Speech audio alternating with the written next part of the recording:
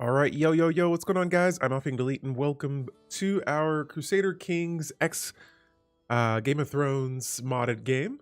I'm Alpha, and hold, let me switch to my other scene here real quick. Welcome, it is Saturday. We're not doing the dress up today. We were just having some fun yesterday with our first House Lannister run. Today, we are going to try out, or we're going to continue our run here and try to take over the Iron Throne. And so, can we do this? I don't know. Let's find out.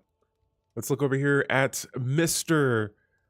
Tywin Lannister himself. And so this is our starting character here. This guy, holy moly. We've had an interesting run so far. So he has a lot of stewardship, as you can see here. 35 points in his stewardship. That increases the amount of taxes that we can bring in.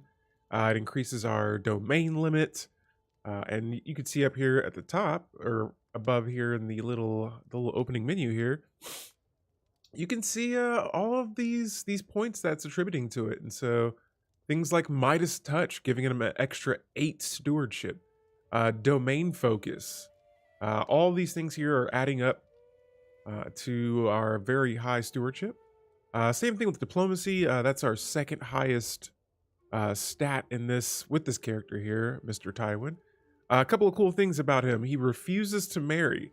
And a lot of the Lannisters, or at least a lot of the direct members of Tywin, like Cersei here, and wait, she's actually married to Edgarin Oakhart. Huh. Interesting. For some reason, I thought it said she wouldn't marry either. But yeah, she's pretty good. Or I mean, she has some good traits. She's beautiful. So is her brother, Mr. Jaime. The thing that sucks though is that he is King Aegon. He's his King's Guard. And so King Aegon is someone we're going to be looking at here in just a moment as well. They are currently they pretty much run Westeros. And so we're going to look at them in a second. Here I have a situation that's already at hand. It says alternative reading. Now, in a dusty corner of the library, I found a tome bound in leather and inscribed with weird symbols, partially hidden behind other books. Now, it is old, but it has obviously seen some recent use. And so as I left through it, quickly come to the realization that it deals with some unconventional knowledge. Guys, I just realized my green screen was like all the way up here. Let me go fix that real quick. My bad. But yo, I've been watching some of Game of Thrones, man, and I need to go read the books here. I got a Ice and Fire, or Fire and Blood. There we go. And it's crazy how that one, I feel like it covers way more than just what we've seen in the show so far. And so, just seeing some characters that are in that book that they talk about in this mod is actually really cool. And so again, this is and I haven't said this before yet, but this is a Game of Thrones mod for Crusader Kings. If you haven't tried it out, I would highly recommend it. It's been pretty fun so far, and I got a couple of runs that I want to do with this too, because man, just all these characters are pretty sweet. So again, hopefully everyone's having a wonderful weekend and a wonderful Saturday. So we got two options here. So we are learning some unconventional knowledge here, and I say interesting. I glance around before sitting down to read. This gives me focused reading, increasing my learning by 1. Or I say heresy, and I gain some piety.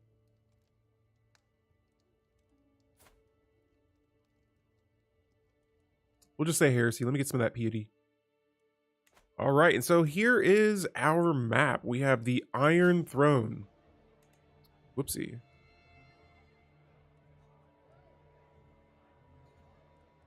Okay, hold up. So before we even get to any of that, I'm gonna turn the speed down just a little bit so that we can keep up here. So my lord, it is not what it looks like, cries Lady Lara as I enter my favorite dining hall. What it looks like is she's utterly wrecked the room. Food cakes the walls, and tables are all but shattered.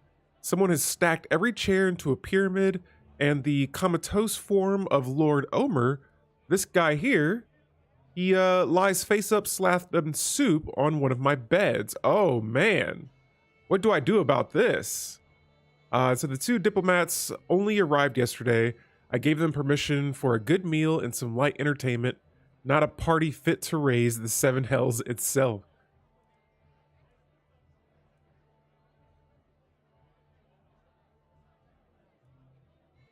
And we got a couple of options here. The legendary party aftermath will decrease court grandeur and monthly grandeur as well.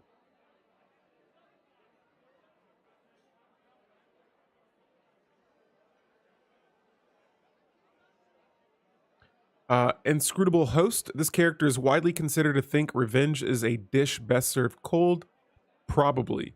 Ooh, and this seems like something he would do. I'm going to go with this option here. It's going to increase my stress a little bit, but we're only level 1. And I'm just going to wordlessly leave the hall. All right, so yeah, here is what we have of our map so far. I think someone mentioned yesterday about this area being filled in a little bit later. This is still the beta, but this is the Iron Throne. We got the Iron Throne here. Yo, tier early stream. Yeah. Today, we're starting just a little early here, but we're gonna have some fun.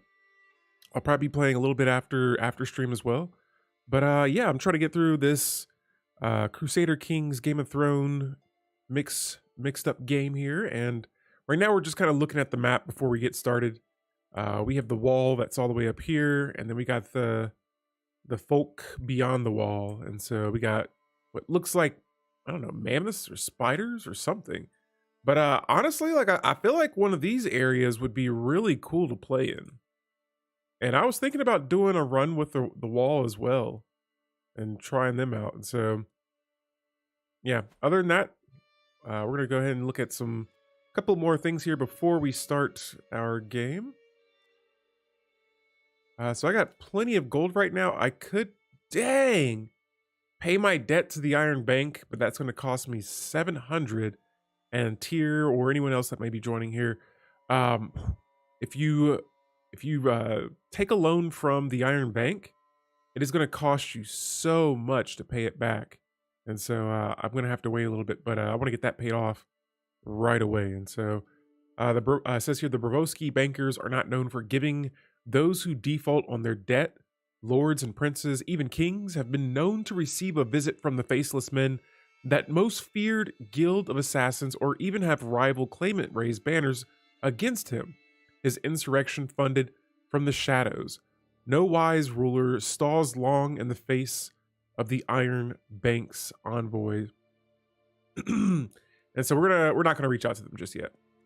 I can also hold a grand tournament. This is gonna be a little expensive. I'm probably gonna do this after I pay off the Iron Bank. But it says here that it lets us hold a tournament of such grandeur as to be remembered for centuries. Now, what that's going to do, I'm not sure. But yeah, we're going to go ahead and keep this game going here. So I'm going to play on a 2-speed just for now. And let's see what else is going on. So my area, when I zoom in here, so we are up here on this little chunk of land here. The Westerlands. And so this is where my empire, my kingdom is. And oh, what is this? Tyrion comes of age. And so Tyrion, Tywin's son, the imp, he is coming of age, and my tuition of Tyrion is at an end. For the longest time I was hoping that good tutelage would excuse me, be enough to teach Tyrion the intricacies of any kind of scholarship. Now, all efforts have come to naught. However, the pursuit of knowledge never seemed to properly fasten root in his mind, and now time spent among books and tomes seemed to be more of a chore for him than a joy. And so he is now grown. He's grown up, and let's see what we're going to do with this character here. And so he has a lot of intrigue, stewardship, and diplomacy. That is a lot. I want to see if we could maybe marry him to someone that has high prestige gain. Oh, we could marry Tywin to a Greyjoy?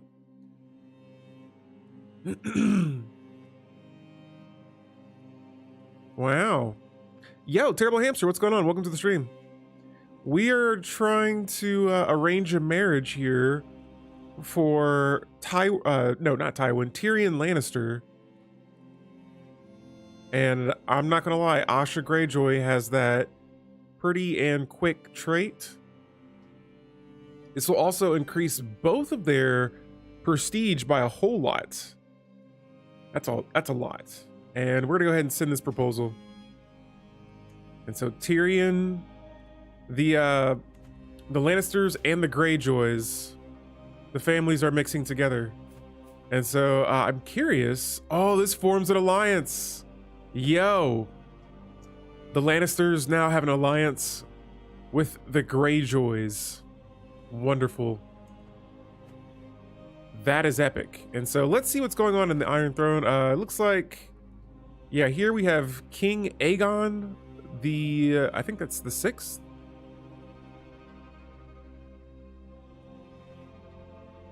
I think so, I'm not sure. But yeah, we have this King Aegon here. We killed his father, the Mad King. Oh, and we just got 122 gold from taxes.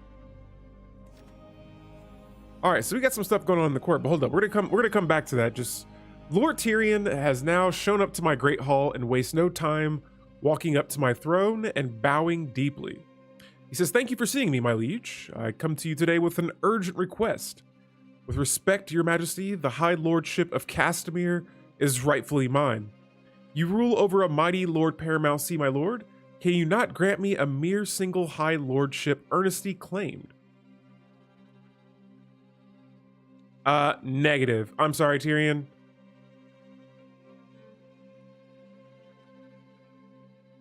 You're not getting Castamere. And so we're going to turn that down. And so he wants... Oh, where's Castamere at? I'm not sure where it's at. I thought it was over here. Yeah, we got to get better with this map. This is a new map for me. Oh, here it is, Castamere. Okay. Oh, you know what? Okay, never mind. I want to, but I'm going to wait until one of my counselor members dies. Because he can fill in either a diplomat or like my counselor, or he could be a steward and get me some extra gold.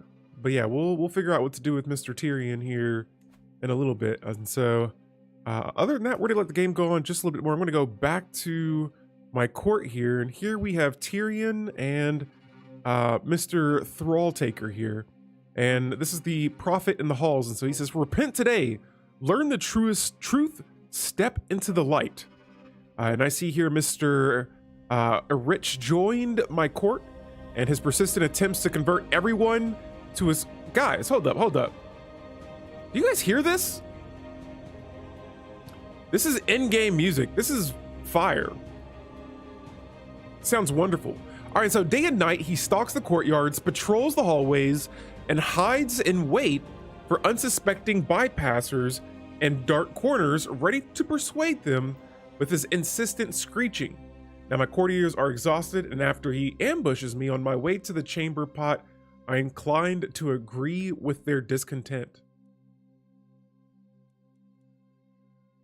And I'm gonna kick this fool out of my court. What consequences we may have from that, I'm not sure.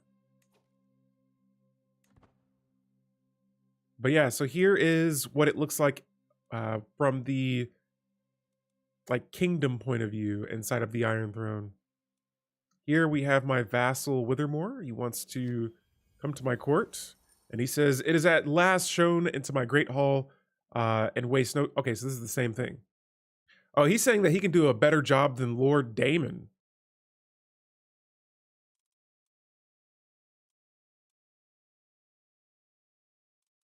Um, hmm. I can't see myself. Oh, wow.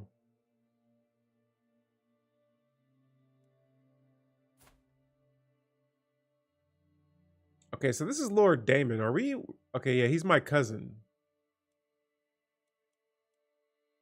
Hmm.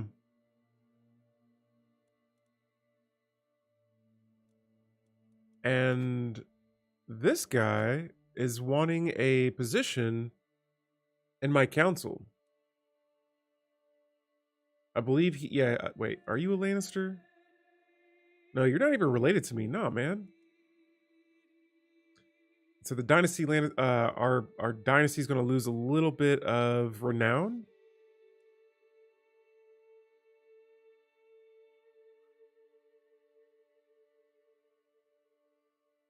Actually, you know what? I'm going to say my inner circle must prove themselves to be financially sound. They said the counter offer is rejected. I say be gone. All right, and so here I have a situation, a ambitious hedge knight. And so the Westernland's reputation for wealth is constantly attracting sellswords and hedge knights looking for work. Now, one particularly enthusiastic knight somehow found his way past my guards, standing before me, offering me his services.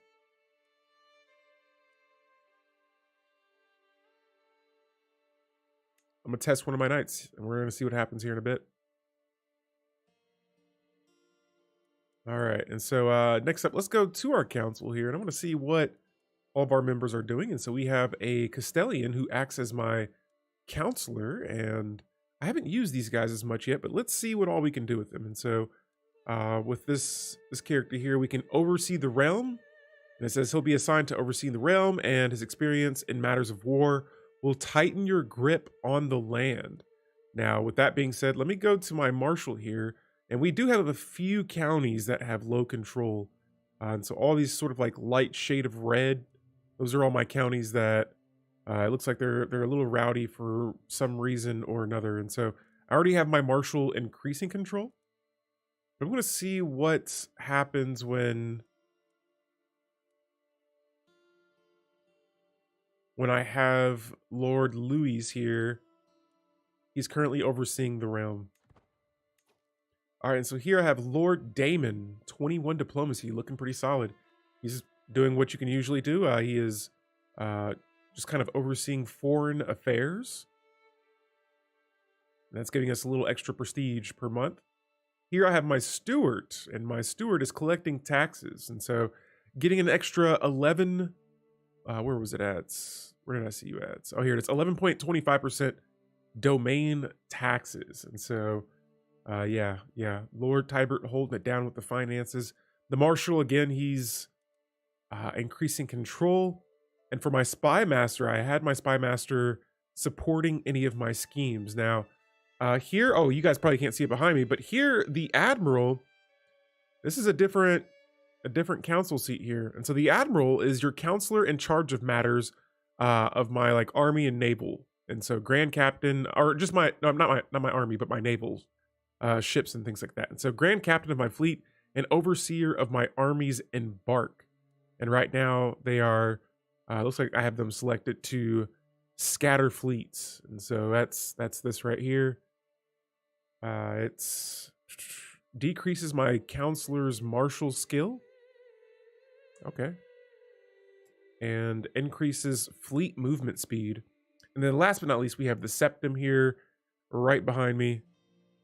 And he kind of does what your like, I can't remember the like minister position name for that position there, but yeah, you can do things like fabricate claims. You can also change, convert the faith in the county. And so yeah, that's our council for now. Next up, let's go to our, I didn't realize I had so many prisoners. Wow. Let's add them. Let me see. I wonder if I could ransom. Nah. I'd rather have them in my court. And so we'll negotiate a release. And we'll recruit Lord Bertrand of the Reach. Next up we have, oh, yo, this character's a novice physician. And so I'm pretty sure we already have one right now. But if, let's say, you know, that one dies, we'll have one that can take their spot. And we'll look at that in just a moment as well. We have Lady Paramount here. Again, we're recruiting her. And I'm going to gain a weak hook on her as well. Interesting character. And then I'm just going to rinse and repeat here and recruiting all these characters. And so anytime I go into war and I capture a bunch of them, I release them, but they stay in my courts, and then I marry them right away. And so that way, if they have children, their children can be a part of my court. They can grow into my knights. And see, yeah, now he's my courtier, but he was already betrothed to Malera here. And so they'll be married. Cool, cool. And so this kid here is good to go. And let's go ahead and educate this child, but not me though. It looks like my brother is pretty intelligent.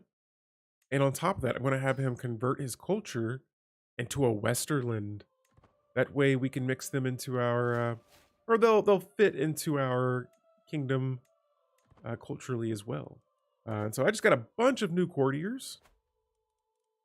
Let's see who our new friends are. And I want to make sure, like I said before, all of these people are married.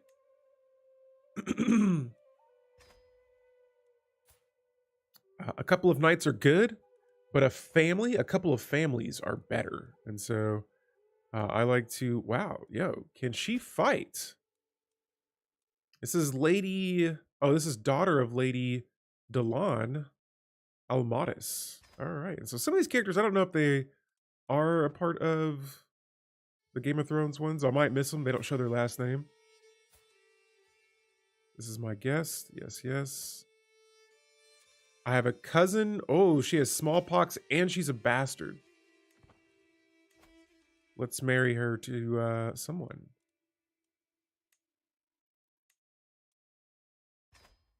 And for all, like if it's my daughter or a lady in the court, I'll always go for those. I got to look at the name of how to say it, but it's so that the lady stays in the court. And that way I get more knights. And so if I can find another lady that, here we go. We have Tywin Lannister.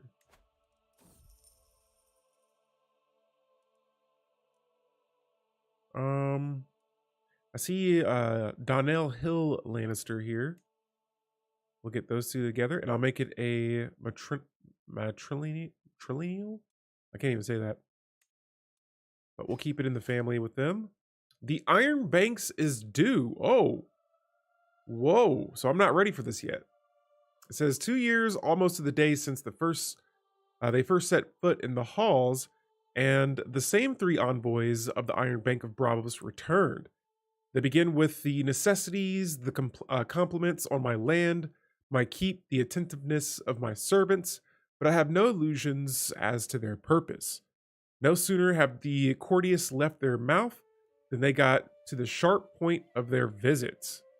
And so, guys, this is the Iron Bank. We took a loan from them a while ago, and they are back. And they say, Tywin, payment of the loan you took against the Iron Bank of Bravos has come due, the lead envoy says. And then he says that there's not a drop of incivility in this matter, yet a chill still runs down my spine. And so I owe them 700. I only have 500. I'm currently bringing in 36 per month right now. And so I'm going to go ahead and just pay it off. It's going to put us in a little bit of debt, but we can get ourselves out of that in due time.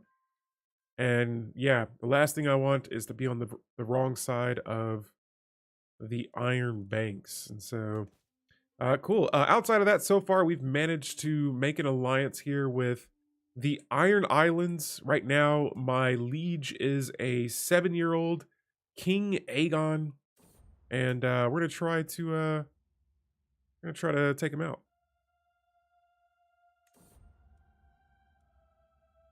All right, so lost a little bit of stress there. Let's see if we can start a...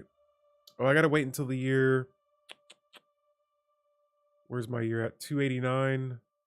Oh, we gotta wait 9 years until we can do another murder scheme. But yeah, we tried to get him. We couldn't. Let's look at our neighbors here. So these guys, they're inferior to us. Let's make them weaker. Oh, I can't. So I have a low chance to succeed in killing my neighbor here, which we're on good terms. So I wonder maybe we could try to squeeze a relationship in here. Oh, okay. Wait a minute. I thought, I was like, wait, is King Aegon, like, does he have claims over this or something? But no, it looks like that's not the case. All right, let's get our game going.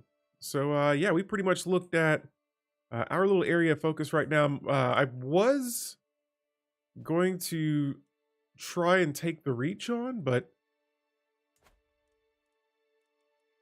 yeah, that ain't happening. And as much as I want to go to war with someone, I feel like it'll be a domino effect. Here's the Red Keep.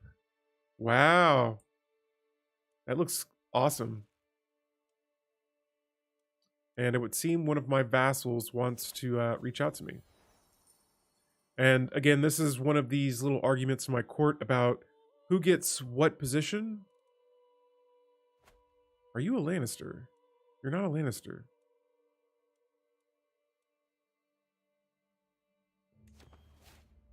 All right, yeah, and so I make him an offer, but he's going to refuse it, so never mind. It decreases opinion, but I'm like, I'm not giving up any. Once my council members are in their seat, I pick them because I like their stats to be high. Sometimes it's not a vassal, but if you do have a vassal, a lot of the times they'll want to have a seat in the council. And so for now, though, we're trying to figure out these guys. I feel like if I were to attack them, you know, let's fabricate some claims. So heading to my council, fabricating a claim. Oh, we're already doing that. We're fabricating a claim right now on cold stone. And so that's going to be this little area here. And yeah, in a little bit, we might get ready to go to war with them. I might not declare war on them yet.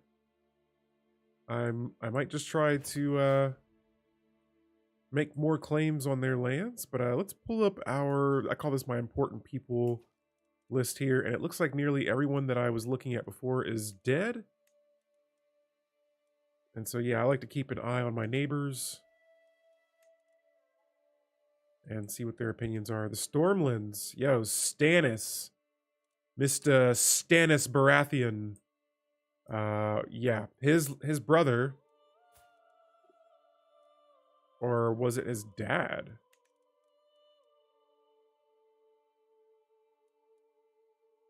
Oh, here he is. Robert Baratheon. This dude was a unit, all right? And he caused some problems for my empire here. If he was still alive, I would have had a better chance of being able to go for that Iron Throne. But yeah, we got our game going here, and now that we are out of debt, I just want to see what the option is if I were to. Okay, so I still need to have that casus belli, and there it is. See to it that it's done. Again, we'll be in a little bit of debt, but we're gonna get a claim here on this guy. And that did not seem to affect our opinion.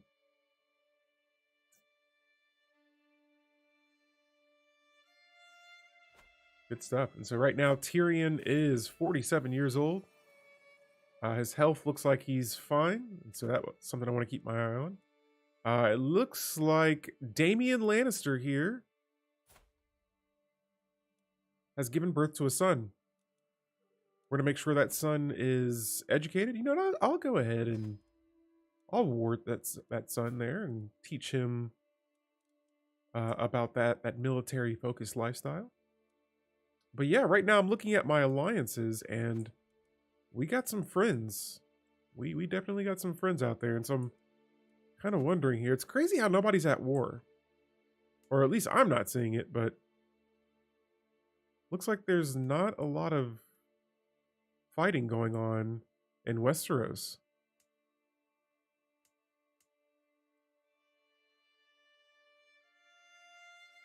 All right, so we got our first claim. Let's see. We should be able to declare war against these guys.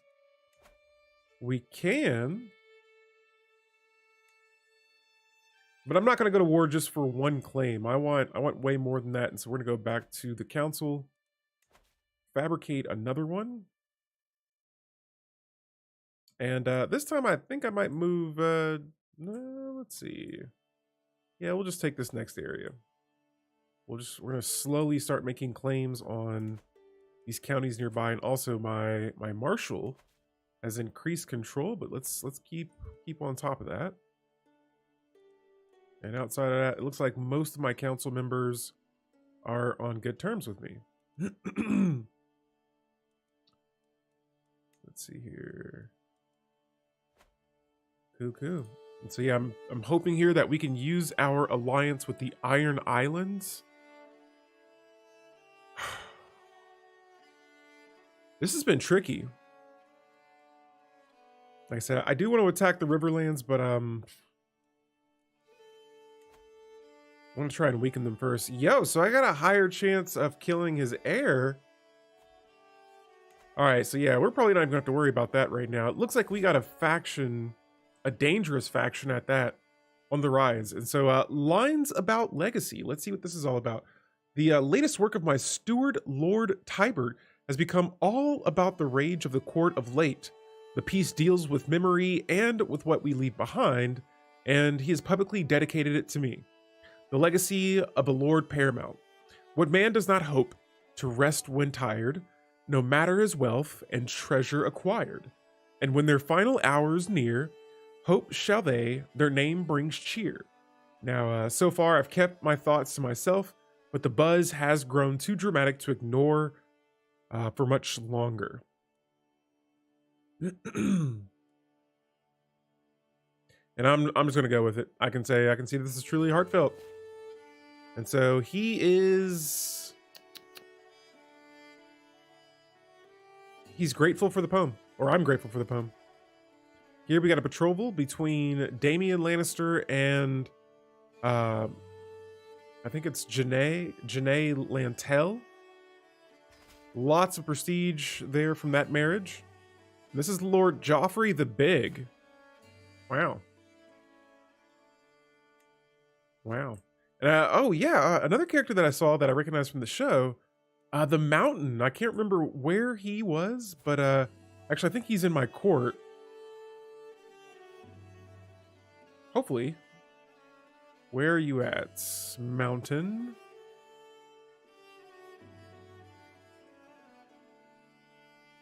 But yeah, I was curious to try him out. If we have a war. I don't see him. But really, I got so many characters here that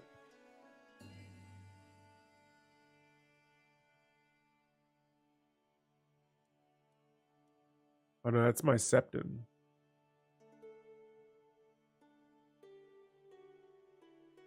I didn't even see him, but yeah, I remember seeing him in yesterday's stream. So if I can, you know what? Let me check something out too. Let's go to our court positions, and we're gonna look at who we have. Look at this, Ilian Payne, or Island Payne. My bad.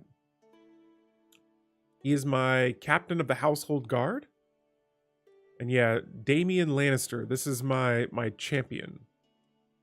For my courtsmith, you know what? I don't know if I have. I don't have any artifacts, and so let's get a courtsmith in here, and let's commission an artifact once we get the chance to. And so I got a couple of characters.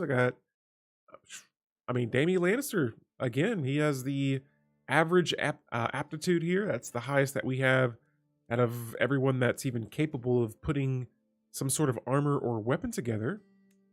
And we're going to appoint him to my, sort of like my smith, my court smith. And so with him working there, I can now go to my decisions and let's commission a few artifacts here. And so I'm going to start with a crown first. And yo, why is this guy working on it?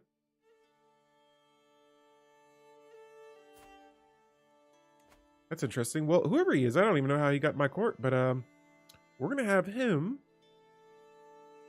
get married.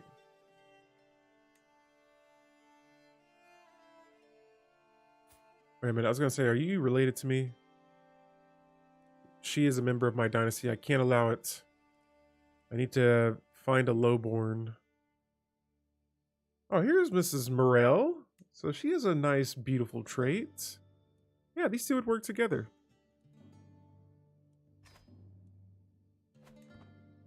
All right, cool. And so yeah, now we're working on a artifact here.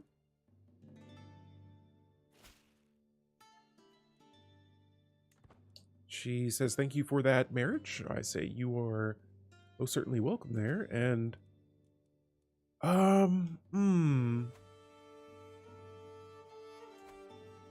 let's see here. I want to make sure I got my eye on everyone in my top right corner. I'm trying to see if I could, I'm going to show you guys what I'm trying to reach at over here. But, it says here that while his numerous attempts to curry my favor have gone unnoticed, or have not gone unnoticed, I cannot feel but irritated that Lord Gareth's sudden interest in me.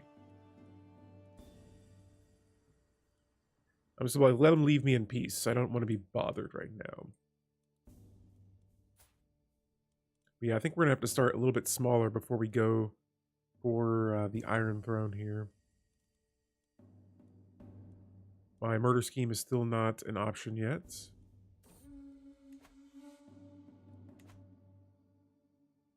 All right, and so here we got a hunt, and it looks like I could get a dog here. The wilderness is calling out to me. It's been too long since I last hunted. Out there in the mountains of Casterly Rock, there are plenty of majestic stags. One of those would do well on my dinner table tonight. Something is missing, though. Are my hunting spears too old and dull, or is it a companion I lack? I should make sure to prepare well. And so, you know what? Let me see. What would a dog do? And increase my diplomacy and prowess? I feel like Tywin's the type that would say he just needs time to prepare out of these other options. I don't think the Lannisters had any pets. Or, yeah, I don't know. I don't remember seeing any. But yeah. I'm going to change this view mode to... I wanted to have it on all the realms. Here we go. So this is on our kingdom titles. This way it's a little bit easier to see here. But yeah, again, guys, here we are, the Westerlands, the red. And we're just trying to figure out what we're going to do with our neighbors here. And so the Riverlands, if I can, I'm trying to get these claims fabricated. In the next 11 months, I'll have another area fabricated. And once I get about 3, maybe 4, we'll go ahead and try to declare war against them, see what's up. Even now, I feel like I could maybe... Let me get a little info on these guys. Oh, so they have a alliance. Oh, with a county out here in Dorne. Interesting. And it looks like a notable guest has arrived. This is Mr. Grants. Grants is a miracle worker, a physician, and a herbologist or a herbalist. Can I recruit you? I will. Those are some good stats there to let go pass.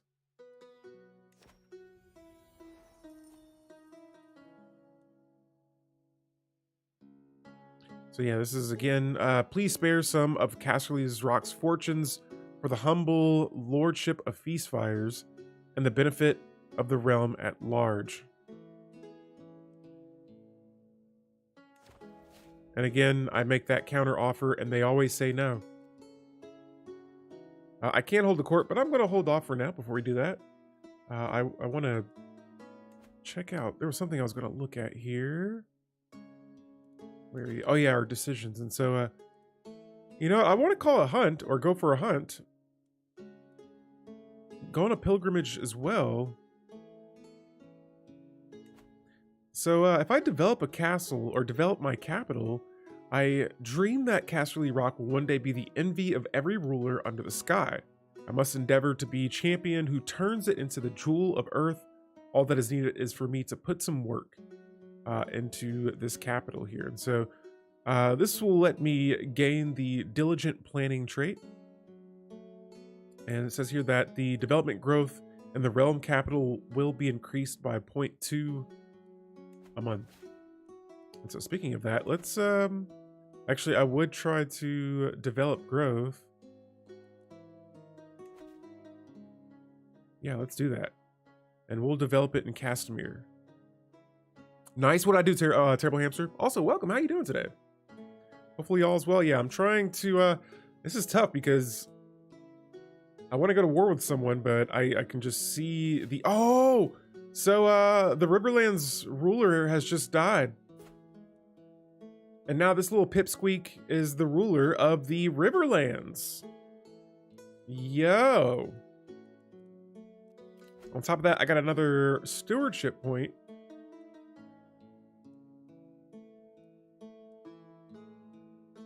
And you know what? I gotta, let me look around here real quick.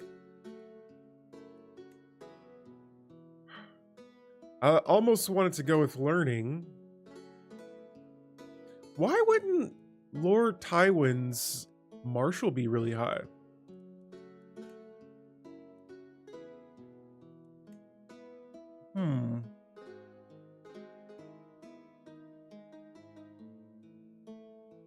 Let's see here. I might switch trees here and go with the chivalry focus, or maybe authority.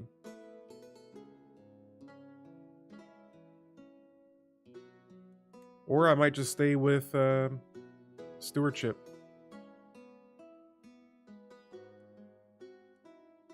Yeah, let's just continue down this architect tree. Actually, this would probably be a good trade as well. Oh, wow. I can demand payments for hooks. Let's unlock that. I might switch over to this tree here instead. I'm going to imagine it's with the wealth focus. All right, and so yeah, guys, again, the Riverlands ruler is dead, and now his son, 17 years old, is ruling the Riverlands, and he is not ready. We outnumber them. They don't have many alliances. They actually lost their alliance with Dorne down here. They had a little thing going on. But yeah, I think now is the perfect time to, I would say attack now, but we got one more claim here, and let's see, in 7 months, kind of hard to see right here with this guy, but yeah, in 7 good old months, we are going to go to war, only for a handful of claims, just two or three claims, I think. And so yeah, talk about perfect timing right there. Let's see who the ruler is of the Vale. A 4-year-old rules the Vale.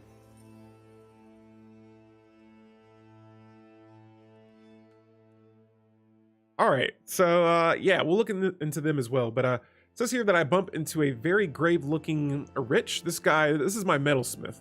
He's currently working on a commissioned artifact. And so hoping that he doesn't bring ill news of the splendid crown he should soon have ready for me. Oh, there you are, my liege. I have hit a wall with my work. Nothing major, but my ideas have gone to ground as the pressure mounts. And so he laughs a little nervously, and I say that I just need some inspiration, my mighty Lord Paramount. Might you have some prior examples I could imagine? And so I say, to the Great Hall. But yeah, Mr. Marwyn here of the Vale, and look at this, his heir is 6 years old? Jeez Louise. I didn't realize the situation they had here. And so I show my metalsmith around the Grand Hall, taking great pride in the luxury of the various riches on display. Now, Damien insists on coming and watching from afar, wincing each time an object is properly handled or misidentified. Now, how does a few rounds of the room before returning to me, crestfallen? My liege, there is nothing here that stands out to me. Is there anything else? And I'm going to say there must be something lying around here. Ah, and he finds a poor jewel. That's a bummer. And so yeah, I want those artifacts to be as nice as possible, but I think we lost some quality there. Yo, Mr. Marwyn, you're 4 years old and you're ruling the Vale. He's currently, oh yeah, that looks like a rebellion there. And then up here at the north, we have Meline of the North. And then Lord Benjen is the heir to the 6-year-old. We have all these children rulers. Jeez. We got a 17-year-old, a 4-year-old, and a 6-year-old playing king in Westeros. And so with this guy, man, I feel like you know what? I have an idea. With the Vale, I wonder if we could arrange a marriage. Could we? Hold up.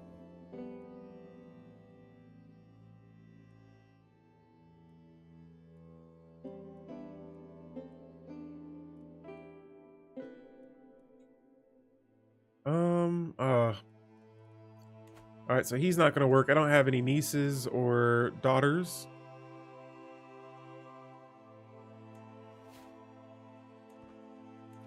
Let me see. I thought there was a, oh yeah, the North. Let's see what's up. Oh yeah, she hates me. We have different cultures. Apparently something about a holy scripture.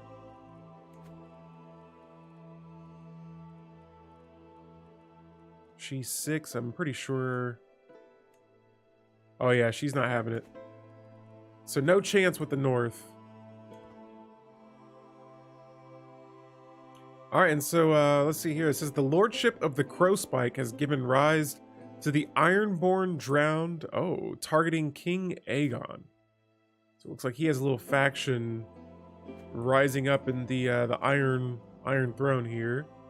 I have the option to hold the Grand Tourney, but we're gonna pass up on that for now. I gotta save up as much cash as I can.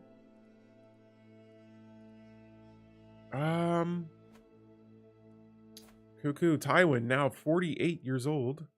It's been about 2 years past since this game started. The Crown Lens. Let me see what's up with this. I feel like do I remember seeing this? Or is this new?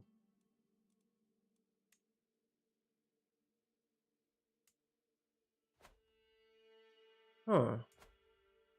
They don't have a ruler. It says it's not yet created. So I'm not sure what that's all about, but we'll keep our eye on that. And I can actually demand some payments. And what's nice about doing this is it doesn't decrease opinions.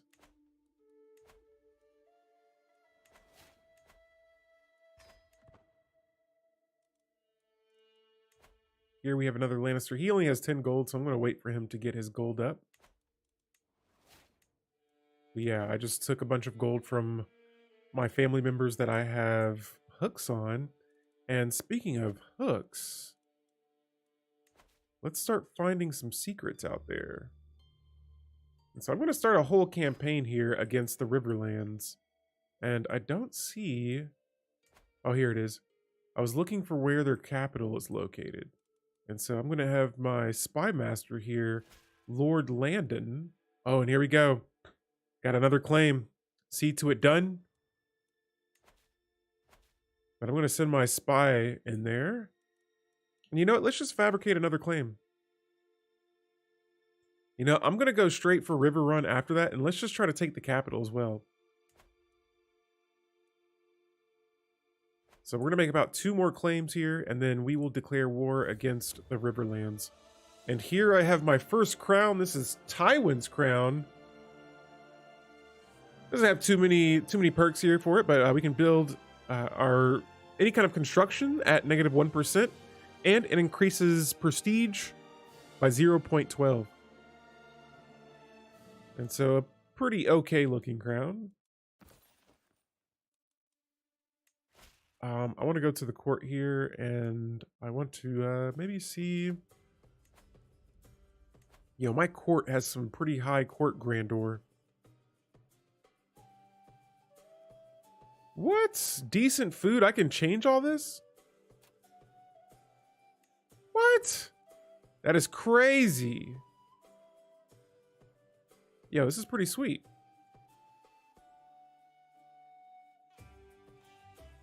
Wow. All right, so yeah, I'm gonna come back to that a little bit later on, but that is pretty nice, being able to change all that stuff. I don't mess with my courts too much. The situations, I feel like I'm always just pissing someone off, but I guess that comes with being a king. Every guest is gathered in the halls for our gracious host, Lord Tybalt, who has welcomed us to the feast. This is my vassal's feast right now. And yeah, it sounds like we're gonna have a good little time here. Now, shout out to Septon Leo here. This guy is getting me claims all throughout the Riverlands. And so we're going to be trying to work our way right through it. No, please don't go. Oh yeah, this is my, or not mine, but are you my vassal?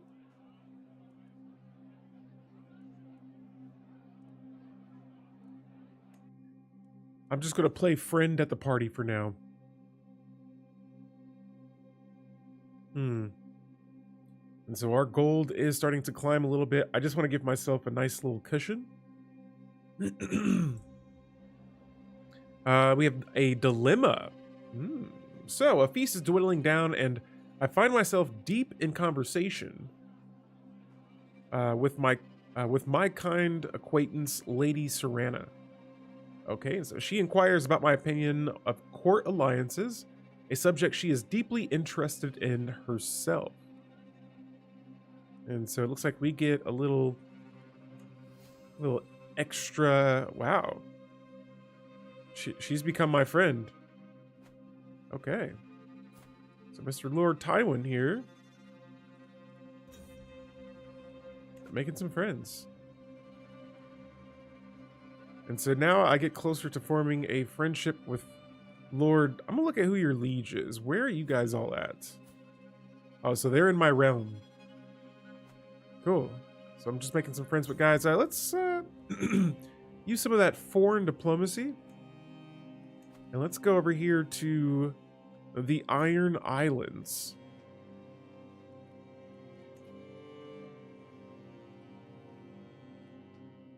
Dang, I like how it's so different and how the characters' features really stand out.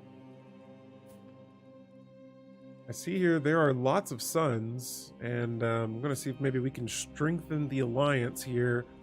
Look at this, Robin Greyjoy, Rena Greyjoy.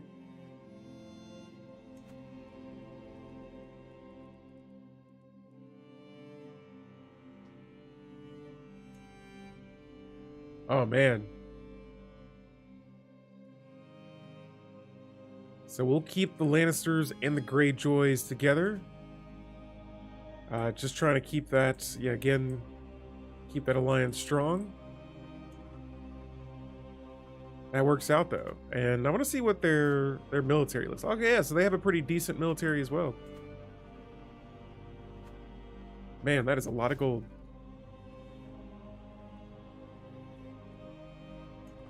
King Aegon telling me he accepts my betrothal like I was asking. So yeah, this is all still the Iron Throne.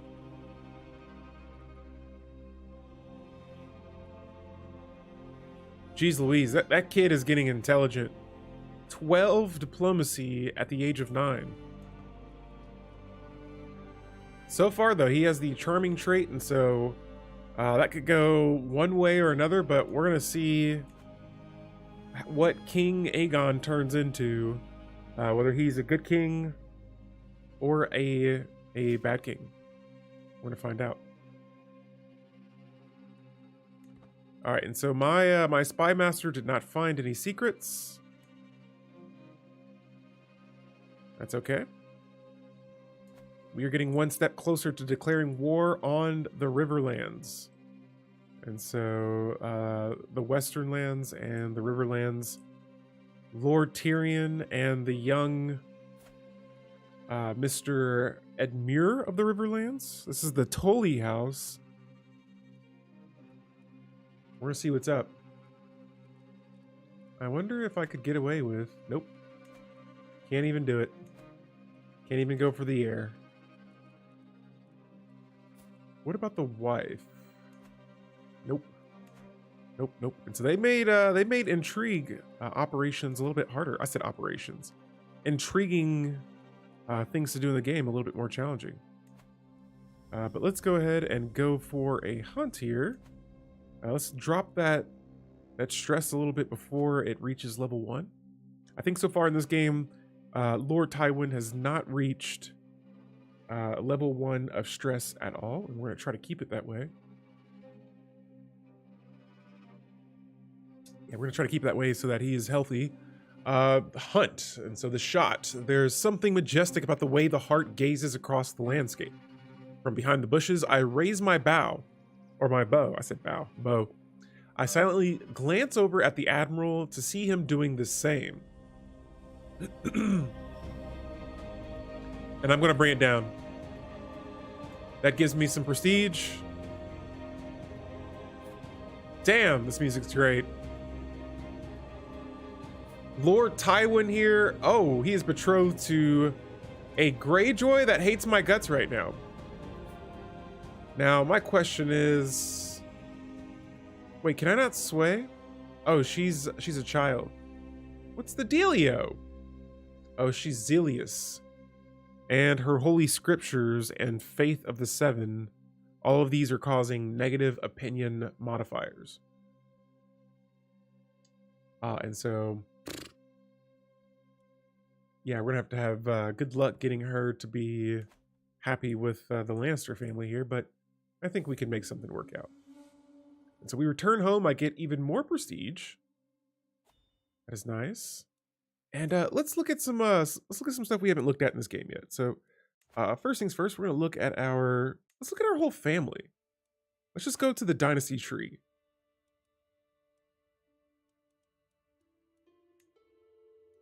And so if I expand it, it's just going to keep going and going and going. And so that's what the tree starts to look like after a while. But for now, this is where we are. Lord Tywin. So he has his 3 children, Cersei, Jaime, and Lord Tyrion. We have Finlay Lannister, and I'm honestly kind of glad that we don't have what's his name? I hated him so much I forgot his name. The one that was poisoned. Oh my goodness. Joffrey. There we go. And so no Joffrey here, but one cool thing too though that I like is we have the Lannisters over here, Daemon Lannister and Damian Lannister.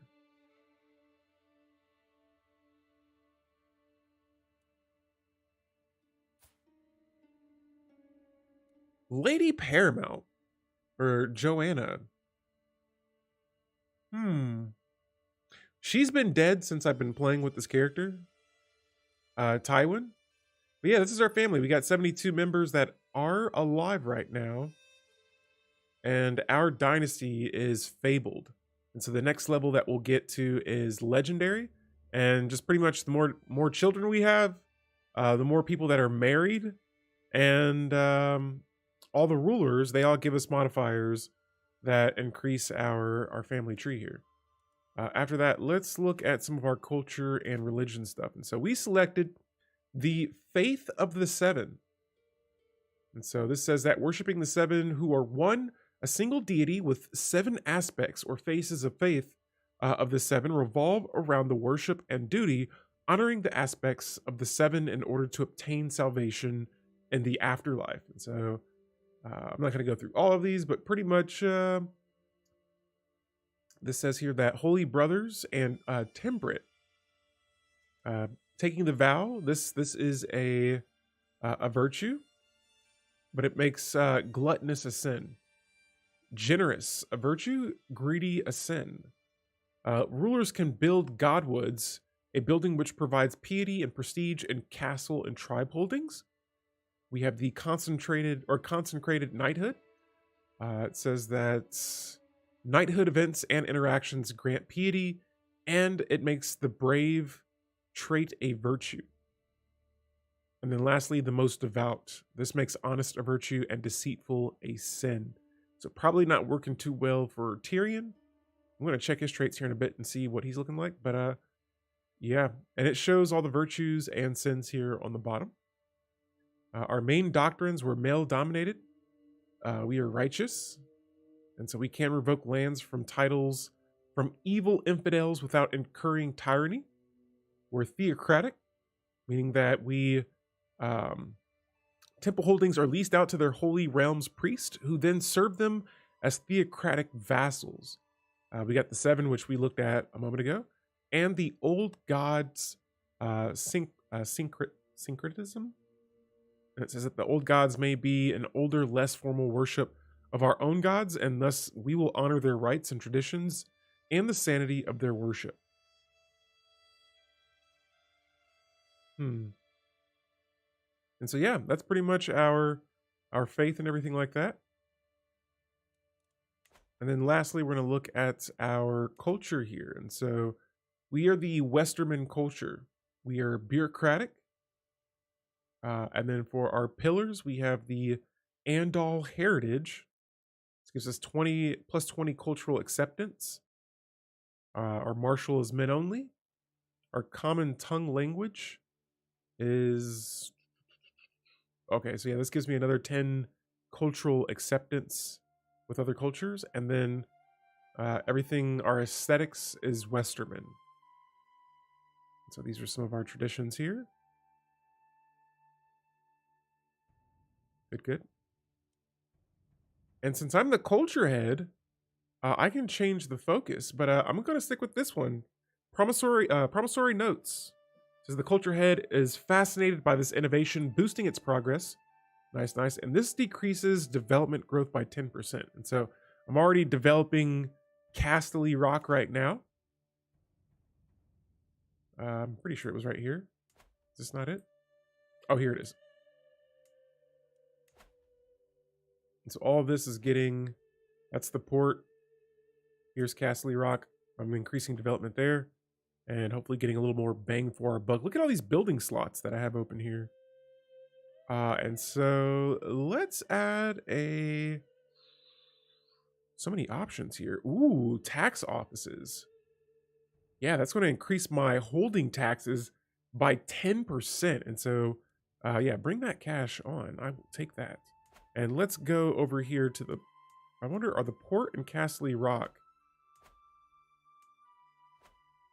the same? Oh, here it is, Lannisport. So here I'm going to probably add a, get some options. All right, so Lord Tybert comes before me.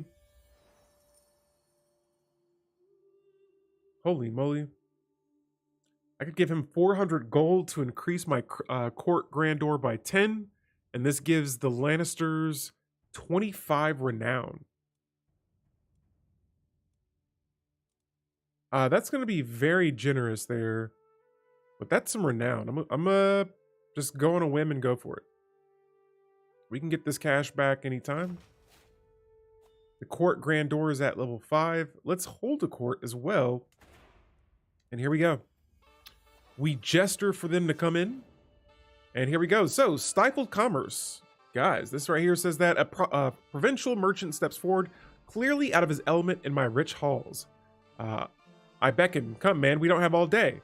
And so, yes, my lord, he stammers. I am Farrell, representing the disgruntled traders and freemen of Cleverton, the greatest city. Now, Montefoy, our master, own purse, we humbly ask to be replaced by someone else.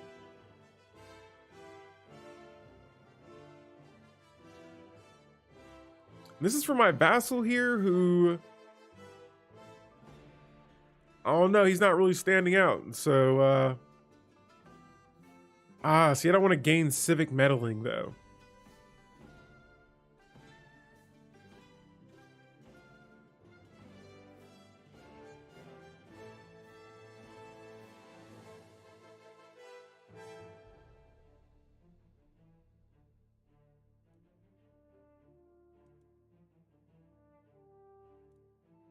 I guess I'm just gonna have to see. Man, that's what I'll be liking about the holding the court, man, because it's always just tough decisions here. And so I'm just gonna go with the civic meddling so that I don't get in the middle of all that mess.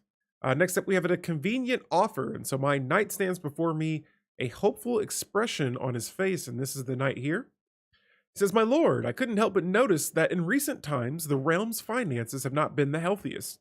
Of course, you have been administering them aggressively, but perhaps you might find some use for some extra gold. I'm willing to buy a minor settlement off your hands in exchange." And I'm just like, I don't need your gold. I'm not giving up land. No thanks. And then finally, my sister, she takes a turn bending my ear before the assembled court. "Glorious brother, give me the honor of pouring your refreshments and ensuring their soundness, a role befitting my station. I will not let you down. I suppose these jobs have to be done by somebody." And yeah, I'm going to give her the job as my cupbearer. Now, I got to be careful because she has the intricate web weaver trait, but I'm going to keep her on my side. My business here is done, and we are out of here. All right, guys. And so, yeah, we've been looking at our court. We have this fabrication here that should be, oh yes, 19 months away. Mr. Stannis is now a master of coin. And Mace Tyrell here is the hand of the king. Damn it. I wonder what my position is. I can't remember. But guys, yo, I'm going to go grab some water real quick. We will be right back with some more Game of Thrones, a Game of Thrones modded Crusader Kings 3 playthrough. Hopefully you guys are enjoying, and we'll be right back in just a second.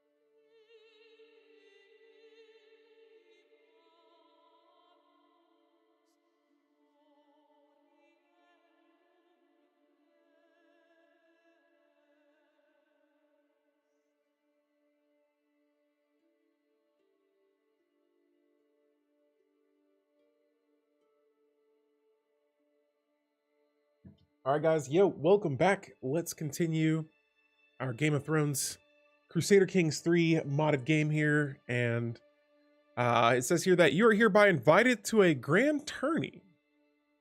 Okay, so let's see what this is all about. Yeah, what's going on, Terrible Hamster? Yeah, right now we are still getting some of these fabrications going. And my son, Lord Tyrion, can now marry his wife. And look at all of that prestige. That is a lot. Both get a lot of prestige from that. And so that's pretty good for both of them. All right. And so there's a lot of traits here. Somehow their child can be ugly yet beautiful. They could be a dwarf, they could be a genius, and quick. Jeez, that is a lot of inheritable traits. Wow. All right, and so now that solidifies the alliance here with the Greyjoys. Now I'm just wondering, can I sway you, bro? Can we just be cool? I'm going to try and increase relations with the Reach. If I can get an alliance with them, I'm attacking everyone. And so here my nephew is marrying an Alarian family member. Excellent. Well, glory. All right, and so, oh yeah, this is our tourney. I've been invited to a tournament. Lord Tywin himself. And so when at last I reach the tourney grounds, I spare a moment to take in the sights and sounds. It seems that all the sundry of the realm's nobility have come, and their pennants and banners fluttering in the breeze, their shields and heraldry proudly displayed. There's glory to be won here. The blast of a trumpet proclaims the imminent start of the qualification rounds. I spur my moment towards the list for glory. And so, yeah, we'll see what happens at this tournament. In the meantime, while that's going on, we are getting a lot of gold right now. And next up, it says that my courage and training have seen me through the preliminary rounds, and I take my place among the most puissant warriors of the realm. The roar of the crowds thunders in my ears, and I can barely hear the trumpets heralding over the start of the final rounds. And I'm going to say I watch every joust with a keen eye.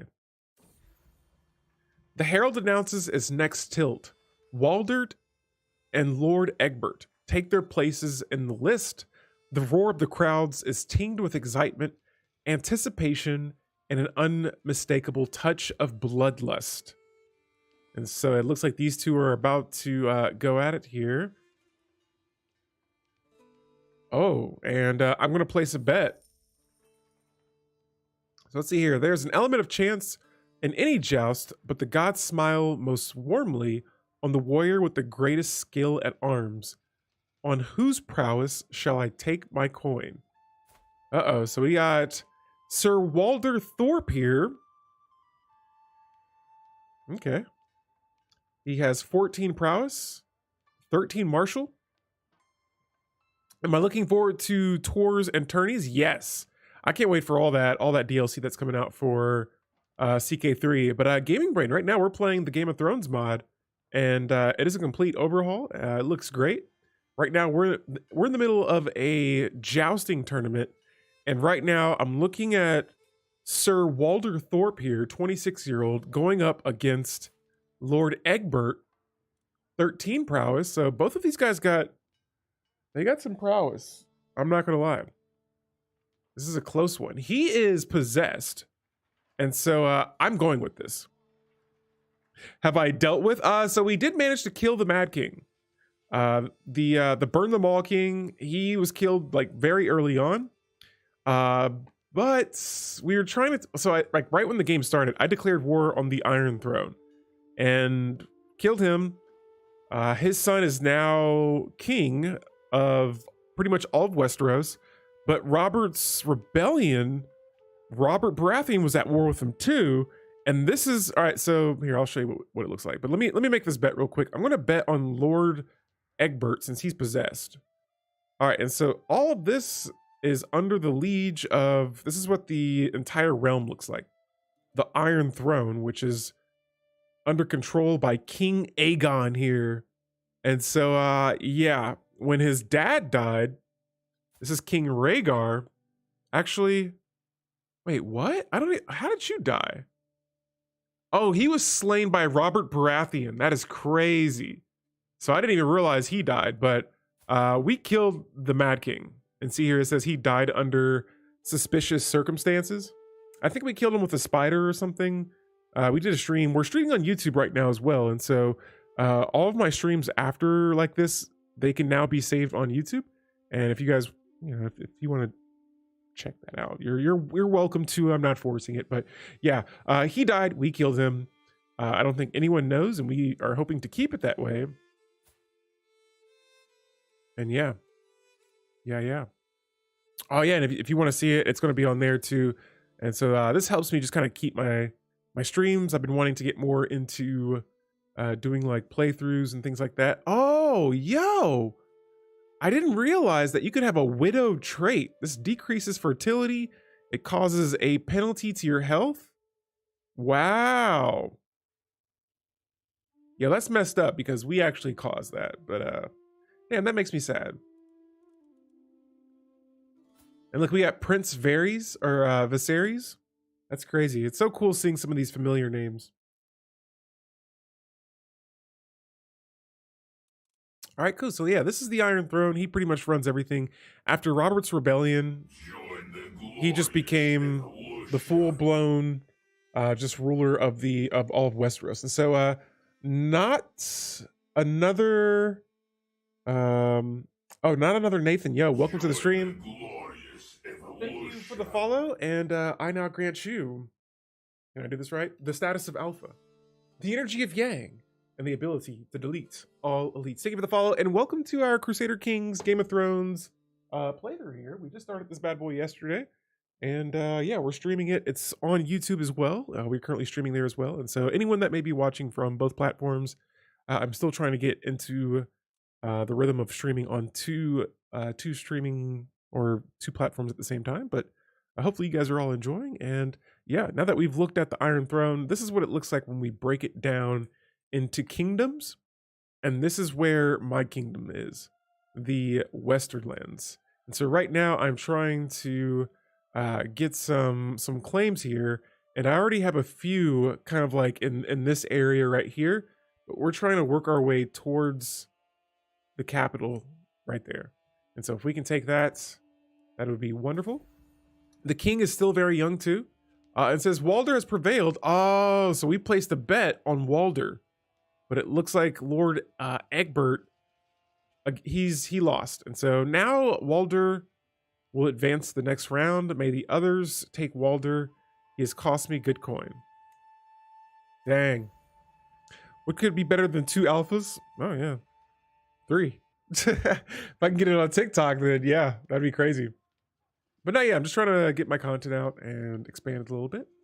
And yeah, for everyone that's here in the chat, I just knocked over my footstool. Welcome. If you guys are here for Game of Thrones, let me know who are some of your favorite characters from Game of Thrones. Mine personally has to be either Tyrion or Tywin's up there as well. But I also liked Jon Snow, which I feel like everyone likes Jon Snow. Yeah, I think those are my favorites out of the Game of Thrones show. Now, for House of Dragons, Daemon Targaryen, he's crazy. That's my guy. He's wild. So the Herald announces the next tilt. Miles and Tywin. Wait, what? I'm in this tournament? We take our place on the list. Miles, what the heck? I didn't realize I was going up against this. The excitement is palpable. Here we go. So I didn't realize I was a part of this. And Hubs thunders down the list, and I take aim at my opponent, but I am slower to the mark. The weight of the mountain slams into... Wait, so on top of that, I'm jousting against the mountain?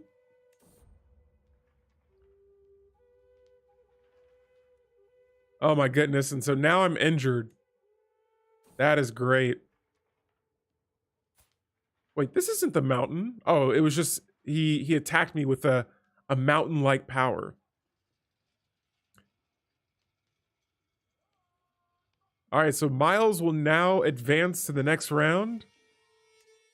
And I'm pretty sure I'm hurt. Nope, I look healthy. All right, and so Lord Wendell and now Lord Tybalt are going to go up at each other. A little jousting match. And Lord Wendell wins. All right, and so here's Lord Wendell here in the green. He won that one. And who do we have next? All right, so these two are duking it out. This is Lord Enric and Lord Adrian. Who's going to take it? Lord Enric.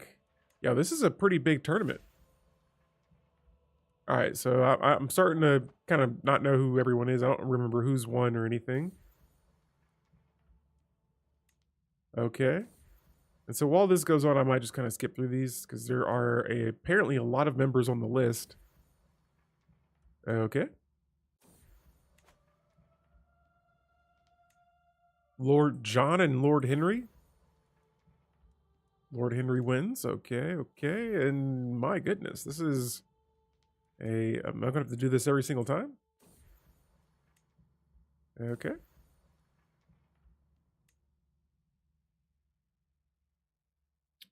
Alrighty. Alrighty again. There's got to be a better way for this.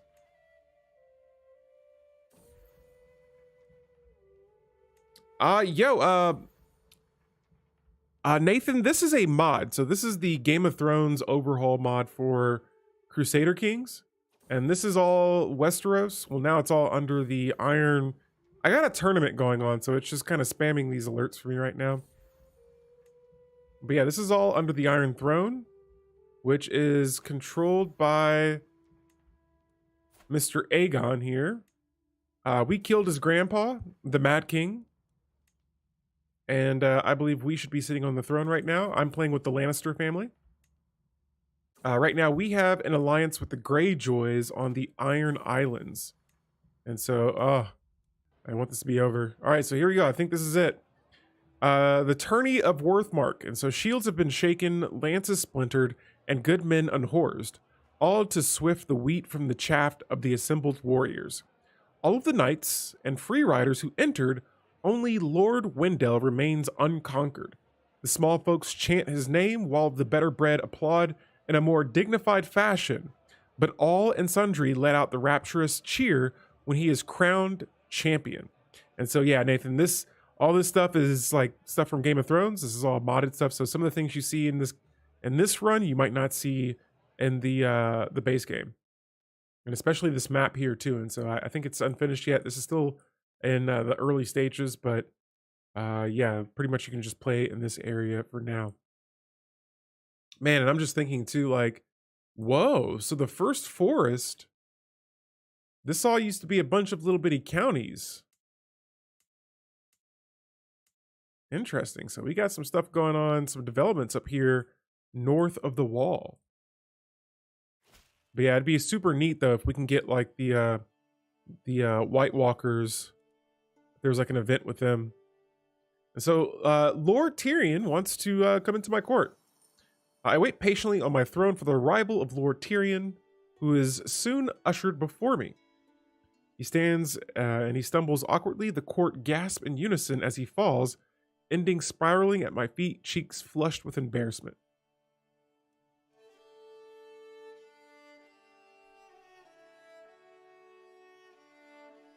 And I'm going to say, what a shambles. This is going to, again, increase my renown. Actually, both will. And I'm going to go with this option. I'm just going to say your oaths are all that matter to me. Now, I see that stress is starting to climb a little bit. And so,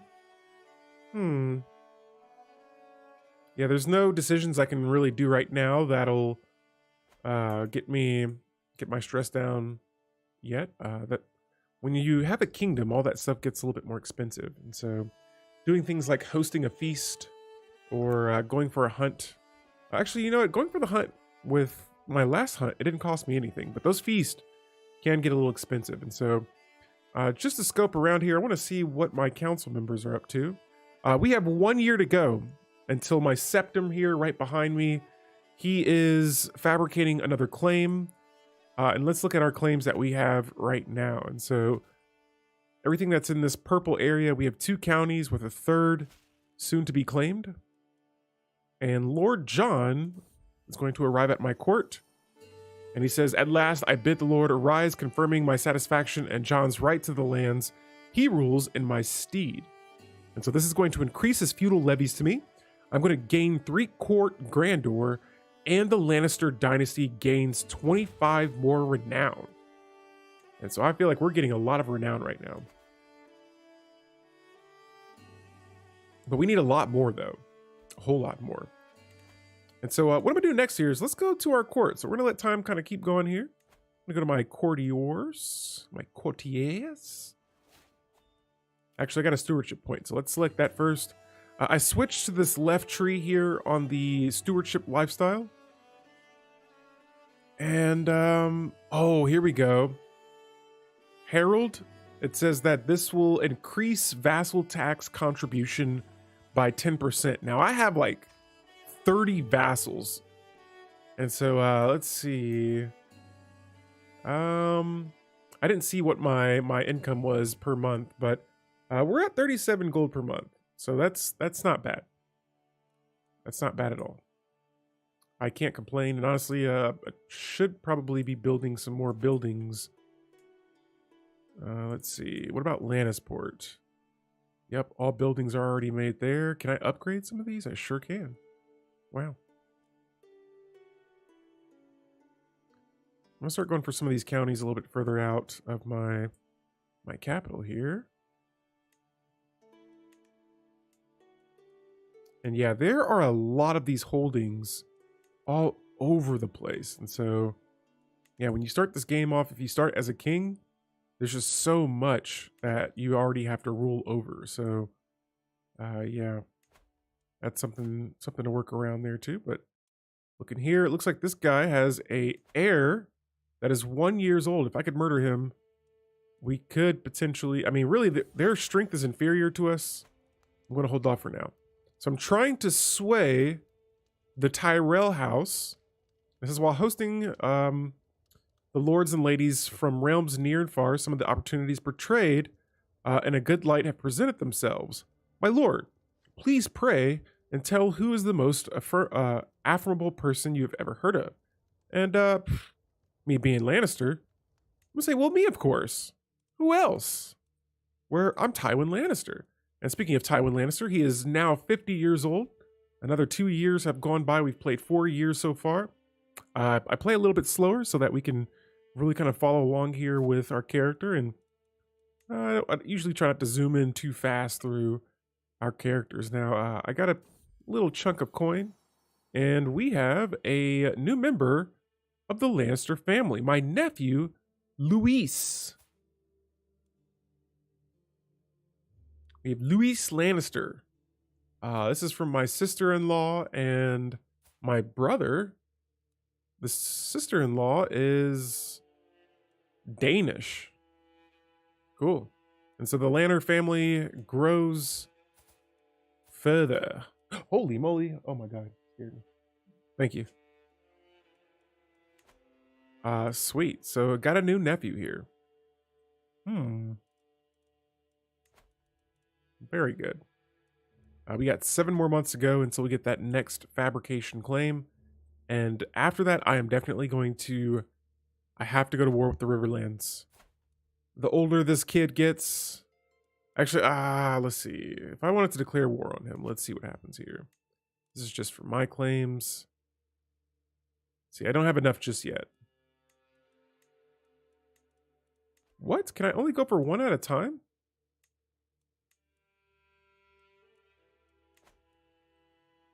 All right, so we got a notable guest that has arrived in my court. This is Beslan.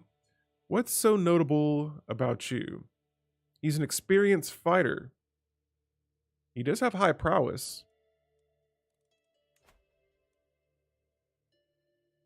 As much as I would like to recruit a new knight into my court, I don't want to pay 55 gold for a 50-year-old. So we're going to pass on him for now. My other brother is having another baby. This is my niece, Joanna Lannister. Nice. Oh, she has the intelligent trait as well. So let's get her nice and educated here. I'm going to find someone, my other brother, who has the intelligent trait as well, I think would be the perfect option. And so Lord Tytos wants to come to my court. Let's see what happens here. And so, says here, he says, thanks for seeing me, my liege. I come to you today with an urgent request. My lands pale in comparison to your mighty capital. Please spare some of Castle Rock's fortunes for the humble lordship of Hornvale and the benefit of the realm at large.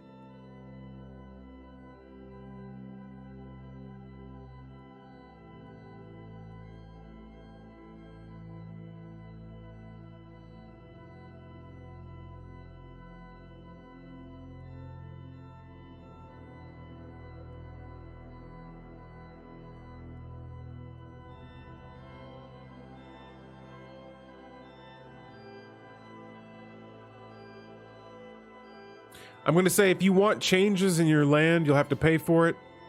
He rejects the offer. It works every time. Now, back to my court here. It says here, a distrust of friendship is going on here. And anxiety knots my stomach as jealousy. Oh, yeah. So here, I'm going to imagine my two friends in my court. They are...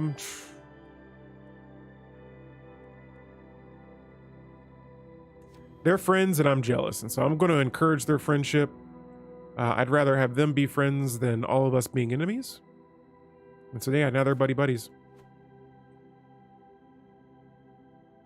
All right, and so again, guys, the Riverlands, we only got a handful of months left, and my spy master has come to me with grave news. While we do not know yet, someone is plotting to kill my courtier, Malera. We can't have that. Who is doing this? Who is trying to kill my court members? All right, and so I guess I got Lord Tywin here. Are we related? Dang, he's a widow though. And he says, "Thank you for seeing me." He says he wants us to spare some of our fortunes again. I'm gonna say we're far too busy. Sorry, bro. We got too much going on in Castle Rock here. If I lend it out, I can demand payment from someone. Oh, even worse. So he came to me looking for assistance, and then I demand payment from him after he leaves. Ooh, and I could hold a grand tourney. This is going to cost me 300 gold, though. I am not ready to spend that just yet. Especially when war is brewing. We got 3 months to go. A council position is open for my spy master here. And let's see, oh, what perfect option for someone to be my spy master, none other than my son, Lord Tyrion, the Imp of the Westerlands. This character is a genius. He's a dwarf, he's ugly, he's a scribe. He has all the traits, he has very high intelligence or learning and intrigue and stewardship. He has like almost everything except for Marshal, but even still, he could hold his own as Marshal. And so Lord Tyrion is now my spy master. That is epic. That is pretty epic indeed. All right, and so here in due time, we will be able to fabricate a claim. This is one of the main reasons I wanted to keep my coins that I have right now. Here we have King Aegon. He's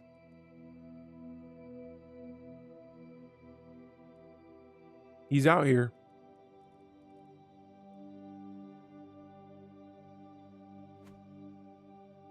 He's out here. All right, and so once again, the Lannisters, we grow with another child.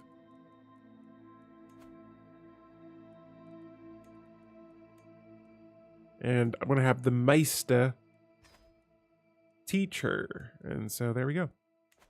Good. All right, and so let's go back to our council. We have 55 days to go. Oh, and Mace Tyrell has died. And look at this. Willis of the Reach, Willis Tyrell, next up to rule. His military strength is similar to ours. Okay. And it looks like a domino effect of alliances. Wow, so the Reach now has a new ruler. Lord Paramount. Let me go back up here and check the north out. All right, so everything's looking okay here for now. The wall, all that stuff to the north. The north currently being ruled by Malene Stark. Cool. All right, and so I'm pretty sure we're getting closer here. 23 days to go, less than a month. We are going to fabricate our final claim for now against the Riverlands. And it's time for some Lannister expansion. But man, I wasn't expecting Mace Tyrell to die.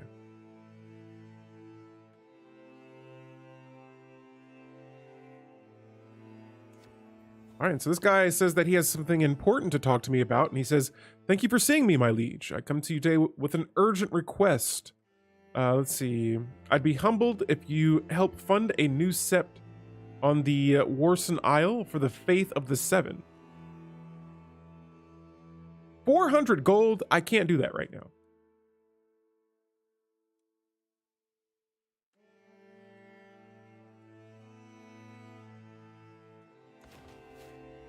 Oh, he accepted. Oh, son of a gun. So I got more. Oh, man. So I did get more levy from him, but I ended up spending all that gold. I didn't mean to do that.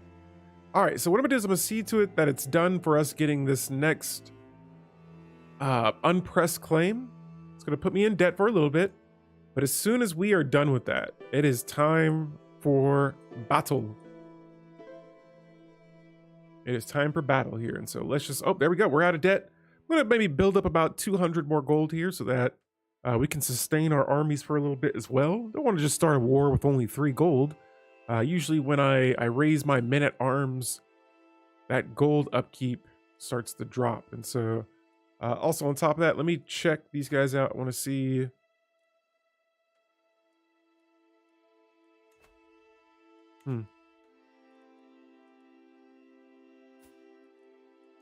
I was going to see if I could try and use my intrigue.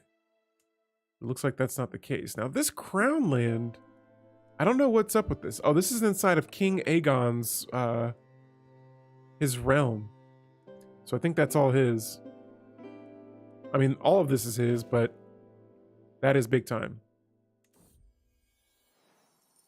And so one of my vassals here gives me some gifts. I get gold from that. Opinions increase. Got lots of vassals that want court positions. I got a few more months to go. I'm going to actually crank the speed up just a little bit here so that we can get up to about maybe 300 gold.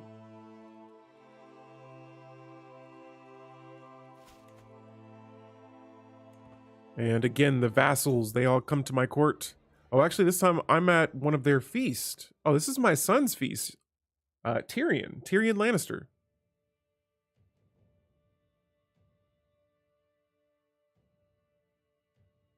Ah. Oh, cool. So we got our fabrication now. It's telling me that right here. All right. And I'm amazed at how at peace this entire place is. Oh, we got Stannis Baratheon as a ruler now of the Stormlands? Let's go. Yo, that's craziness. And he has a lot of martial too, and a lot of prowess. I wonder if the lady in red is there.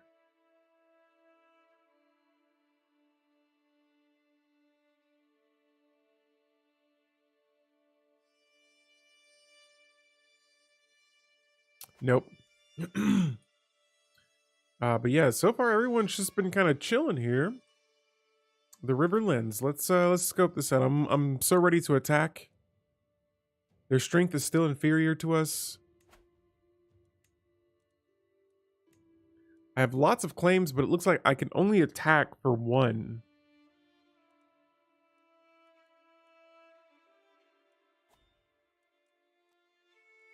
All right, so let's go for...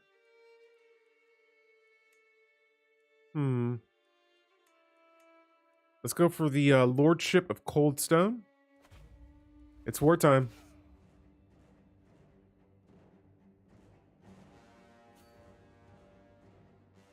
Got both of my armies marching to the east side of the Westerlands. And let's get ready for some action here. All right, so they're meeting us dead on. And it looks like we have more knights. We have a slight advantage. Hello there. Yo, hello, Sheep. How you doing? General Sheep. Uh-oh. Oh, so Lord Lothar of Fever has accused my vassal Lord John of having copulated with his lover. Wow, and such things cannot be accepted outside of marriage. And so I'm just gonna be like, yo, the seven are judging these sinners, not me, man. That's you gotta talk to the seven about that. And so Mr. John here is going to acquire this fornicator trait now. Lord John, let's get you a wife, bro. Can't have you out here messing with everyone else's wife. And so there are lots of options here. Preferably not another, I mean, if we're playing by the story, another Lannister, but let's give him Mrs. Prester here. Oh, she doesn't even want to be with him. None of these guys, none of these girls, I can't marry you, bro. I'm sorry. You don't have game like that. All right, so this battle here is going down. This is the battle against the Riverlands, and dub. That's a dub. A win for the Westernlands. Let's begin our sieges. We are going to siege everything. There are holdings all over the place. Chief and everyone that's in the Twitch and YouTube channel right now, guys, welcome to the stream. We are entering our first war against the Riverlands. I got another stewardship point here. We're going to go ahead and put that into the stewardship lifestyle again. Staying on this left side, I'm going to go with the perk, the detailed ledgers. This increases Republican ruler opinion and Republican vassal tax contribution. So the more taxes I can bring in, the better. And we'll see how much that is once I don't have my army raised. But here we are currently sieging. I don't know. Is this done? I can't tell if they're sieging or not. I don't see the icon.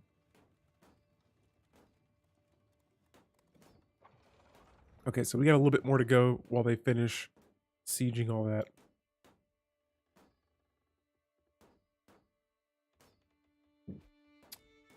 Oh no, my counselor's died. Let's see here. He died from his internal injuries. That was my marshal. All right, so let's see who we can have replace him.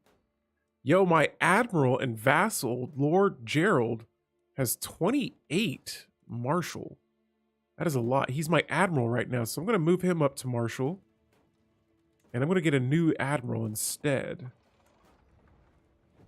And this one will give it to, I'd prefer to give it to a vassal. Here we have Lord Quentin of Withermore. That 17 marshal is going to be nice. He has the Winter Soldier trait. Will be a good fit. Spartans! Holy moly. What is your profession? Yo, two different universes, same energy. Yo, Devil, welcome to our stream. This is our Game of Thrones Crusader Kings 3 playthrough here. I'm playing with the Lannister fam. And yeah, we're just continuing this from yesterday. Yo, Mid-NY, welcome to the stream. Midney Monarch, is that how you say that? Well, yeah, welcome to the stream. Yeah, we're playing some Game of Thrones modded Crusader Kings 3 here, and I'm playing with the Lannister family, or in specific, Lord Tywin, and we're trying to make some move around Westeros, and so it's been kind of stagnant so far.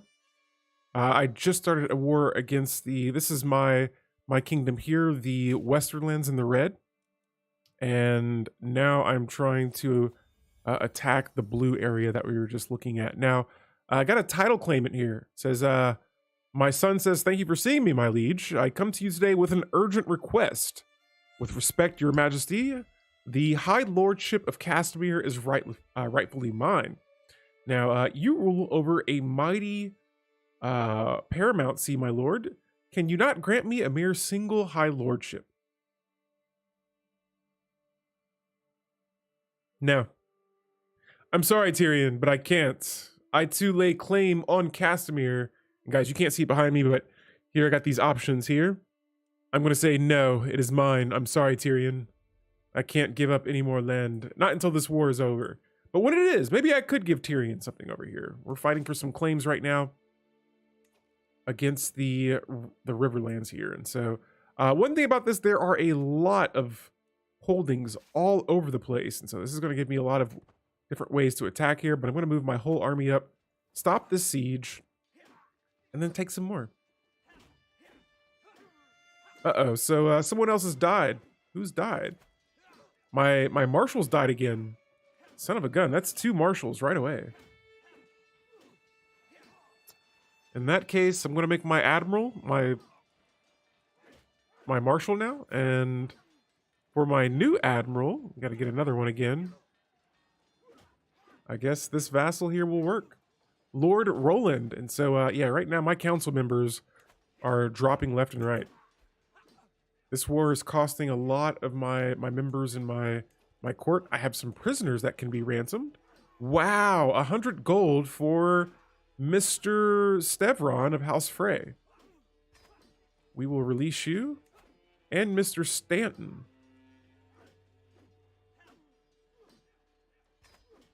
All right, so I do like ransoming prisoners. I have 2 prisoners still in my court. Oh, these are the 2 that we just ransomed. Right now I'm at 397 gold, now 427. And that was a victory right there. And so we're going to continue our sieging. I think this might be a little bug or something, because usually it shows you like a little bar that shows your progress on a siege. And I'm not seeing like a grid or anything that shows you what areas you've conquered. But yeah, this siege is going to go on for about, what, 3 more months? That's a long time. And then we're just going to keep chasing down their army. And so right now it's a little back and forth thing. We're just kind of zigzagging across the coast. I'm going to turn the speed up just a little bit. There we go. And that siege is done.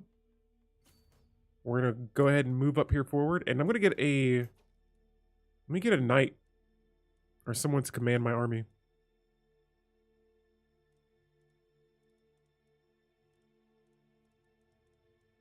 Preferably somebody with a low opinion of me.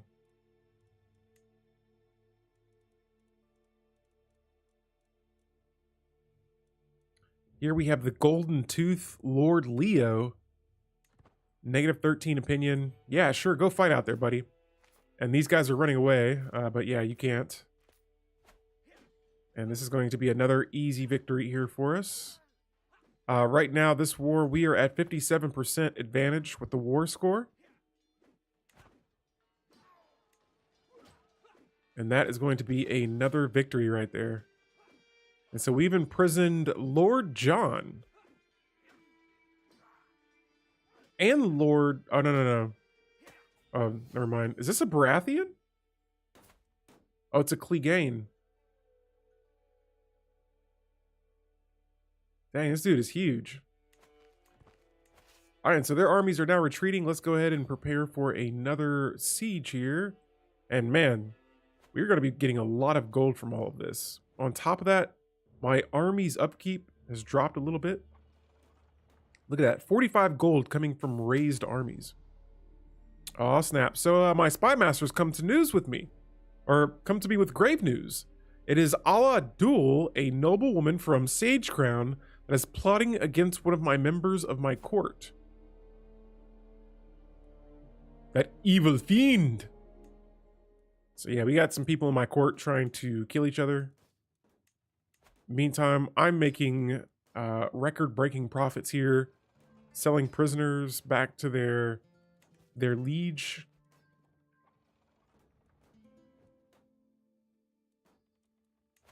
And here's our current siege we got going. I can't see how long this is taking, but we'll crank that speed up just a little bit.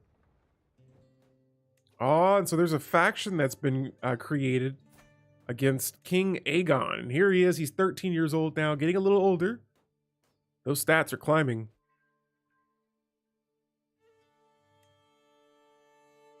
We got another prisoner during the siege as well, and we're just going to move on forward. Oh. Almost missed these guys here.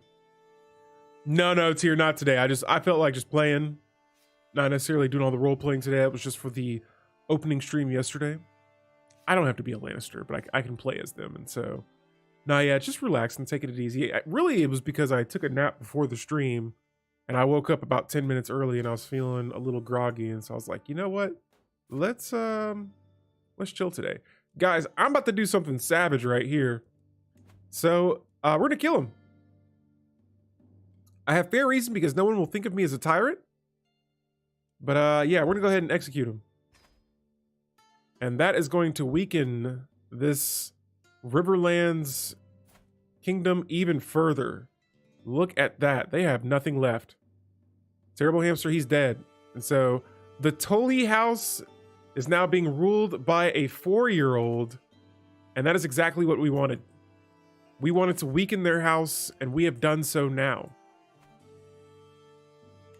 And so he has been executed, and we are going to continue sieging. And oh, Lord Michael might join the Westerlands claim. Where are you at? Oh, so the Mertens, they might be trying to join in. I think this is all, yeah, this is Stannis's area. Stannis Baratheon.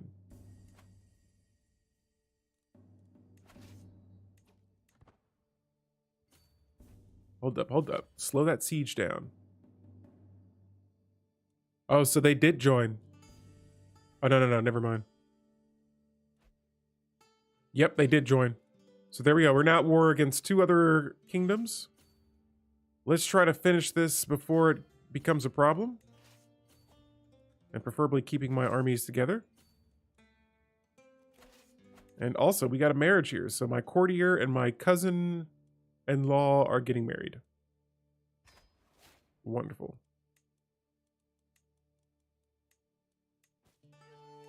I got 2 more prisoners that can be ransomed, and we'll get those squared away. I can also demand payments from 3 other people right now.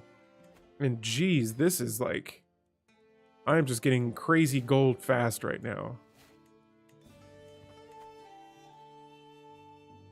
All right, so even though we have a huge disadvantage against us in this battle, I think we just outnumber them by so much. And so let's just keep on moving forward.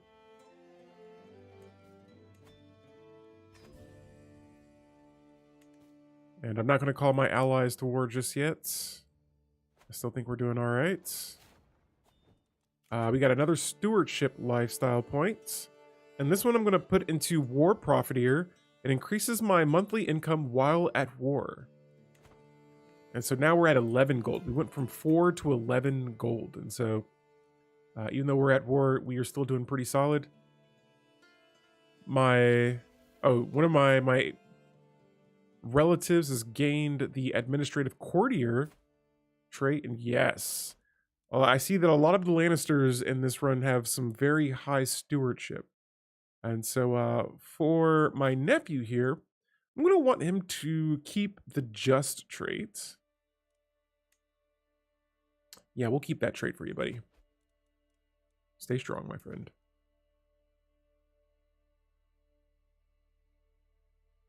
And you know what? This lady, wow. Yeah, she's going to give my nephew a lot of prestige. They get married, and we'll get those 2 together. And so Lord Paramount is dead. Let's look at his son here.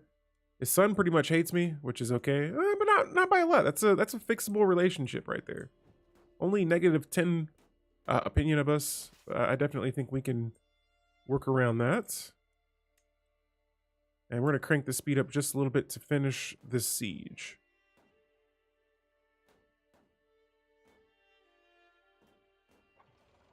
And so I'm just waiting for this over here, this little number thingy. Another council meeting, another conflict. Our admiral and steward are arguing violently about the religious minorities issue. Now, as Lord Paramount, I would silence them with a single word, but I have a better idea. My diplomatic pursuits have given me insight into how to handle situations like these to please everyone. And so both of my vassals here have high opinion, but I'm going to side with Lord Roland. That way I can increase his. And so it looks like, oh, we still got some way to go on this siege. There we go. That's down. I got some prisoners as well. Oh, and that's a strong army right there. Wait, so is this kid at war with multiple armies? He sure is. He's at war against Lord Patrick of Cape of Eagles. Wow. And so yeah, the Riverlands are just pretty much wrecked right now. Like I'm going to imagine that's probably a civil war of some sorts. And we're going to rush back here. I also got some prisoners. We're going to see if we can... Oh, we sure can. We're going to ransom them. Yeah, we definitely got to watch out for those armies over there. And you know what? I actually might call an ally into war. Let's call in... I thought I had an alliance with the Ironlands. But we'll call in Coldmoat. I thought the Iron Islands. What's up? I thought we had an alliance. Oh, because there's a new ruler here in the Iron Islands. Wow. Okay. So you're different. Let's see if we could arrange a marriage here, get something going. Come on, my man. We need an alliance with you guys. We've been doing good so far. Oh, nice. He'll accept it. So I can marry my niece or betroth her to his son and potentially have my niece be an heir. Now, my marshal has died, which is becoming a usual at this point in the game. And there we go. We got someone to replace him. Let's increase some of this control. But in the meantime, though, yeah, we definitely want to keep an eye on these armies here. We got a couple marching in our direction. We got hostile armies all over the place right now, really. And I got tons of prisoners in my jail right now. And so I'm going to pretty much recruit a bunch of these prisoners here and add them to my knights. Even the women, they'll be recruited back into my courts. We got Tamard here. Yes, yes. All these court members. From prisoner to courts in my... this is how I try to just get a big pool of knights. And so, you know what? I see another army marching up on mine. We are duking it out right now with the Riverlands. It's the Riverlands versus the Westernlands. This is my Lannister family over here. This is House Tully. We just executed their Faja, and I'm pretty sure they're looking for some vengeance here. And so I got this army here just kind of marching by. Actually, you know what? They're not as strong as I thought they were. Ah, so many alerts. Get out the way. This battle's taking place. They have the advantage, but we have the numbers. And that is another dub for House Lannister. All right, so yeah, we got this army here trying to march up on us. Oh, don't run now. Yeah. Yeah. Look at these guys. They're like, nah, we're out. Big mistake right there. Man, but they are holding up, though. I'm not going to lie. We're losing some numbers. All right, so I hear a strange noise, and I'm over here walking through the hallways like, what could that be at this hour? And surprise, it is a birthday, and I used to go with the biggest gift, but now I'm going to go with the smaller gift, and it looks like I have now acquired Tywin's Brooch. This increases my romance scheme power by 8. Nice. Now, my character will not marry. That doesn't mean we don't romance. And so let me scope around here. I wonder if I can romance the Queen of the Iron Throne. What? I have a 60% chance to romance Rhaenyra Targaryen, and she'll become my lover. What? Yo, that is crazy right there. If that works, that's wild. It's super wild.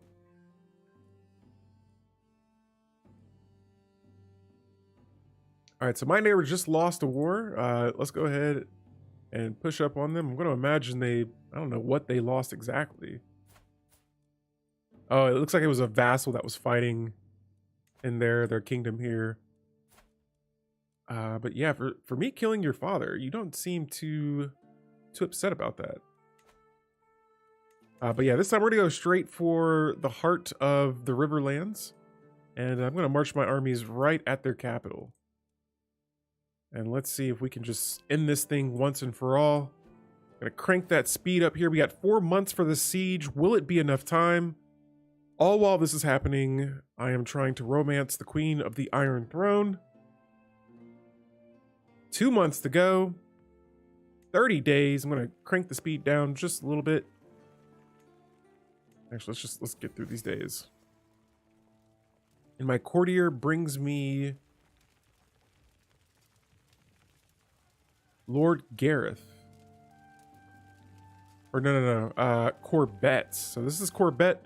Looks like one of my courtiers is offering me a new member to my court. And sure, we'll bring him.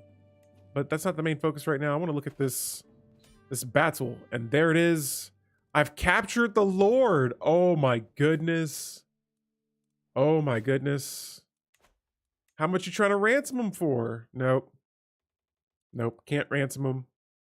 We'll keep him alive. I like a weak lord, or I like a child lord as my rivaling neighbor. And so, yeah, we're not going to execute this kid. But let me see what other prisoners I have. I have Uthor. He is a maester. He's hale. He's a physician. Negotiate the release and bring him to my court. Ladies and gentlemen, the Lannister army has won another war. Uh-oh. And so Lord Tywin has some chemistry with Rhaenyra's. Wow. We're going to enforce our demands. We have now won. And I think we got like one little area. Which one was it? I can't see which. Am I tripping right now, or am I just not seeing my?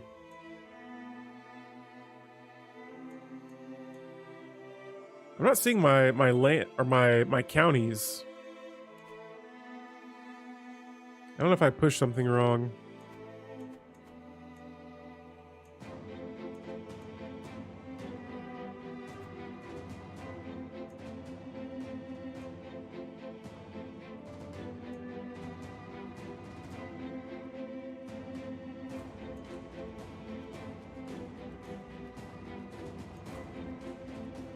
All right, well, yeah, again, I don't know if this might be a bug or something in the game, but I am not seeing what area I took here. Let me see where my claims are. Oh, here it is. All right, so this should be mine. Huh. That's interesting how that's working out. And so, yo. What? Rhaenyra's is, yo. Tywin and Rhaenyra's, what in the world? This Game of Thrones story just took a turn right there. Holy hell. And yo, I got 1,000 gold. That's craziness. Yo, Dolphin Dive Pro, what's going on? Welcome to the stream. We are playing the Game of Thrones modded Crusader Kings 3 run. And, yeah, the story is definitely not going the route that the show did. And so I just managed to seduce the Queen of the Iron Throne.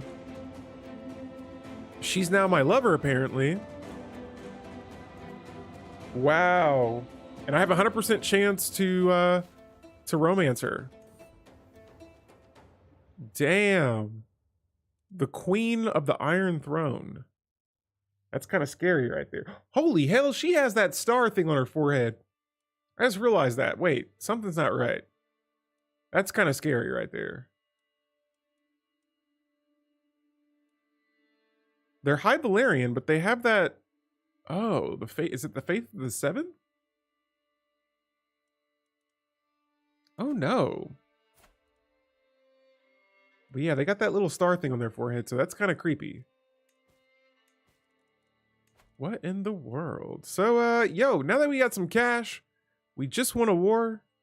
We didn't expand though. And I wanted to see how to see my counties again. I can't see those anymore. This saddens me. But we can do some things here. We got another option. So we can pay homage. I can formally and publicly pledge alliance to my liege, strengthening trust and the legitimacy of both our positions. Now, I'm going to hold off on that, considering that me and the missus, we are... I don't know what kind of problems that is going to cause right there. Let's see here.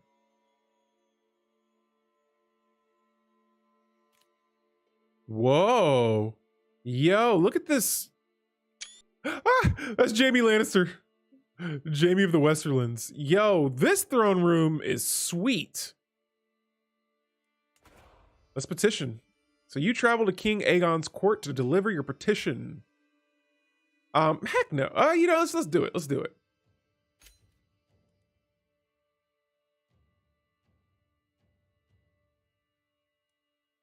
What? So I can have the king dismantle a faction? I'm going to petition this to him, see what he says. So I'm escorted to King Aegon's throne room, where he beckons for me to approach and address him. I summarize the events which have led to the open treachery of Lord Leo, one of my vassals, and his Liberty faction.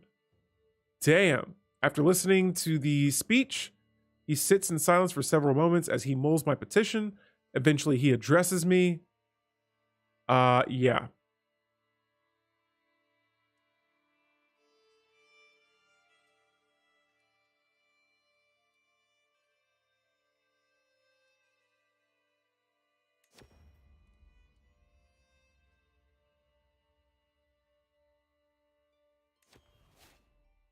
Oh, man. And so I don't get it.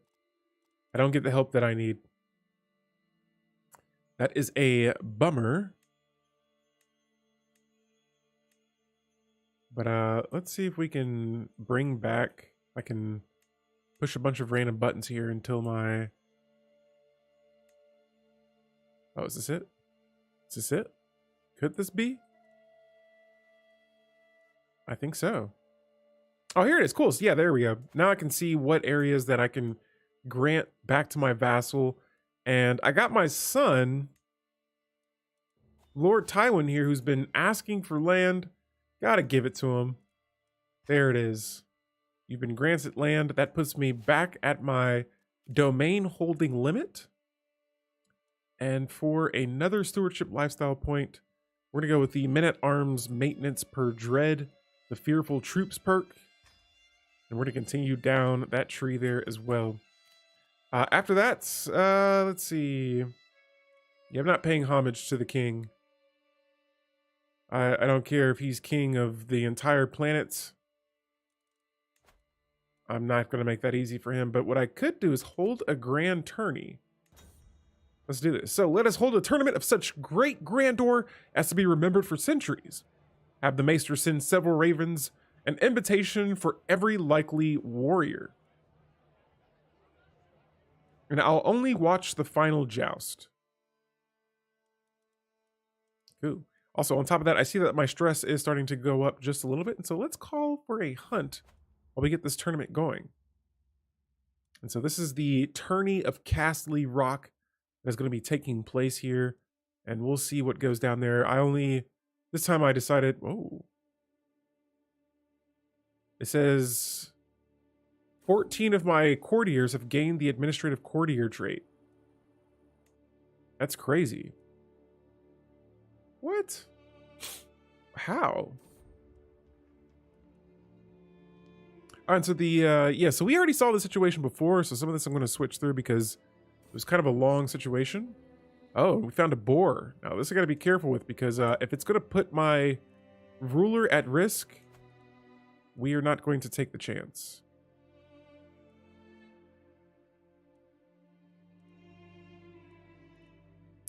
Alrighty, and so let's go ahead and fabricate a few more claims here while we can. While we have the gold, let's commission another artifact as well. This time we're gonna go with, let's go with a weapon.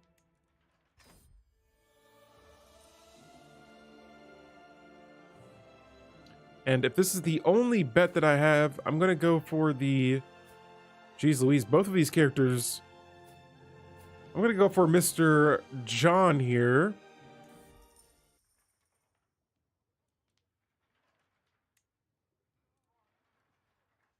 Here we go.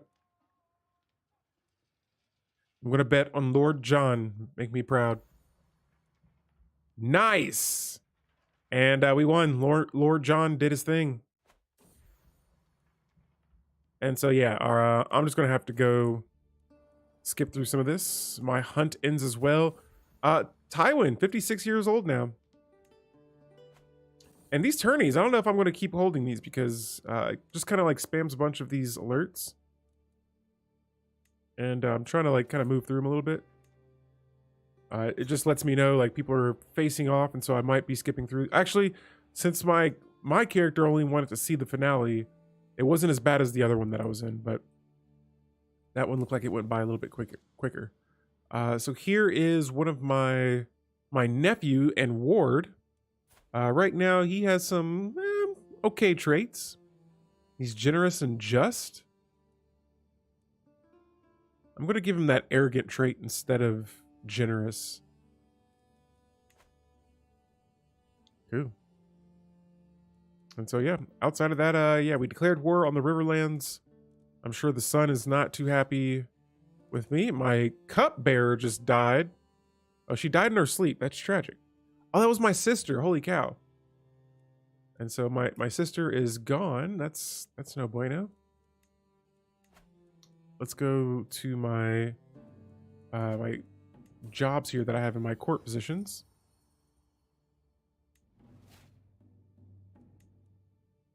Let's see what's open here.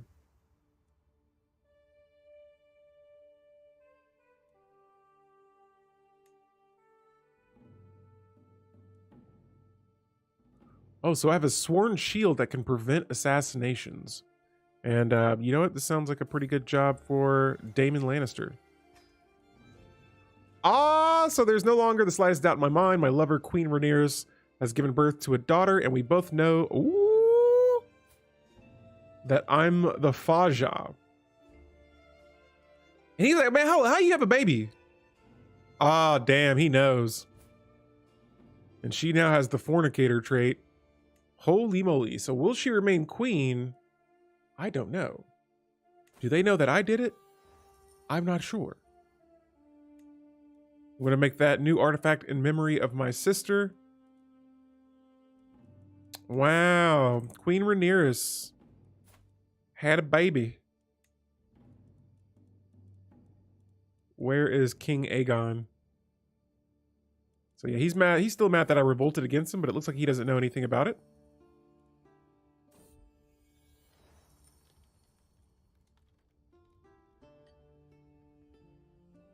What is this?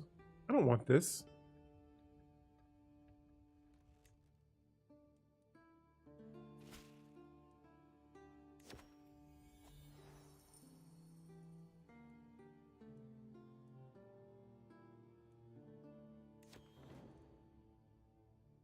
Hold up. I'm keeping my eye on this whole thing here with King Aegon. So his primary heir is her. Oh, I have an idea. Oh, I can't murder the king right now. But if I were to marry her, or no, if I were to kill the king right now, I got a bastard son.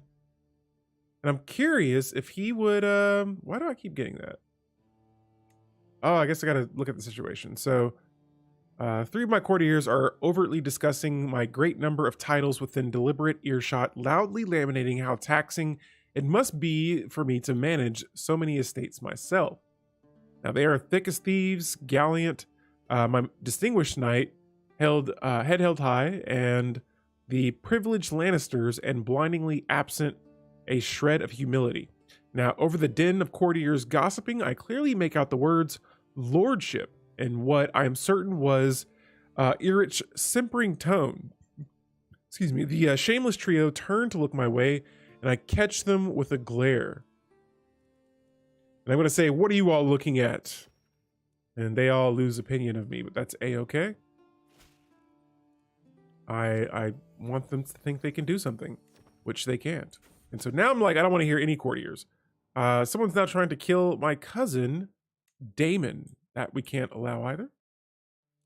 But my son and spy master holding it down and finding out about all of these things here. Recover the Bright Roar. It says that I could lose the person that I send to it. But we're going to explore Valeria. It's going to cost me 500. And I send my brother to recover a Bright Boar. And so I tell him return safely. And let's see what happens. If he comes back, I'll hold a feast. Or host a feast.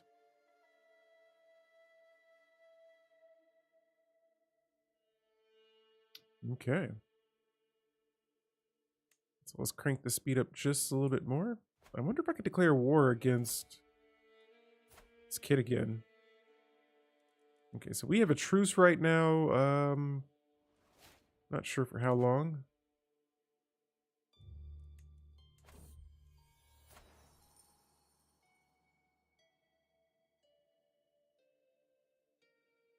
Oh, so for about 3 more years, we have a truce with our neighbors.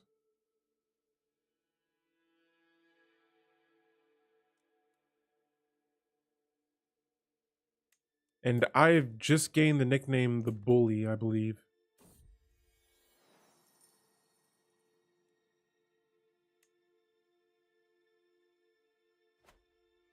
Good stuff.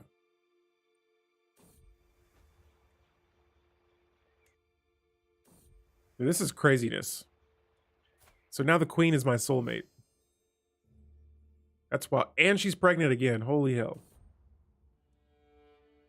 No, so my brother's expedition is long overdue. They were scheduled to return by now, and I fear that something has gone terribly wrong in the Smoking Sea. Valeria has claimed another life. And so my brother died. That's sad.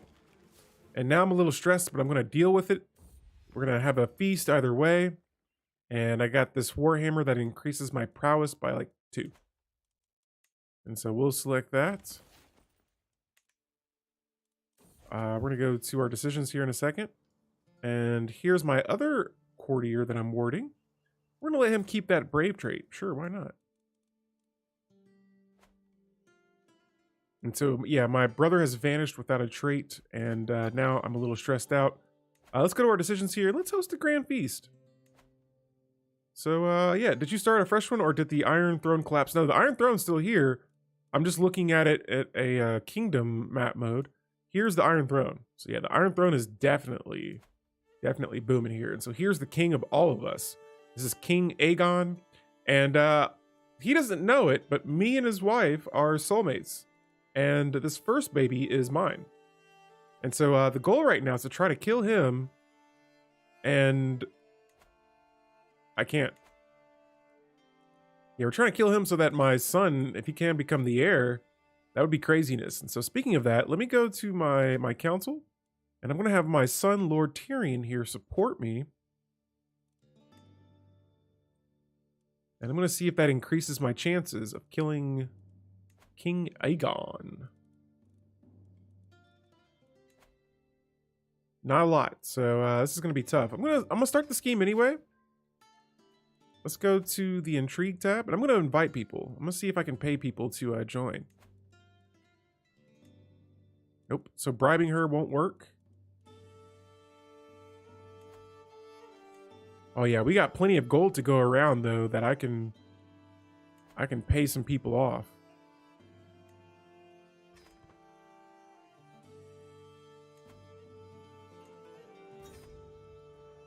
And so I'm gonna be hosting a feast and at the same time trying to get this thing all together.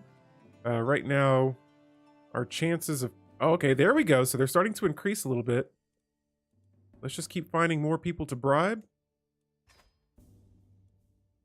Holy moly.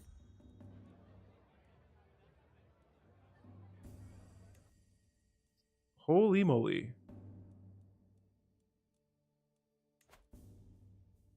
This is intense. There we go. I got 6 agents now. The secrecy's at 92%. The chance of killing the king's at 70.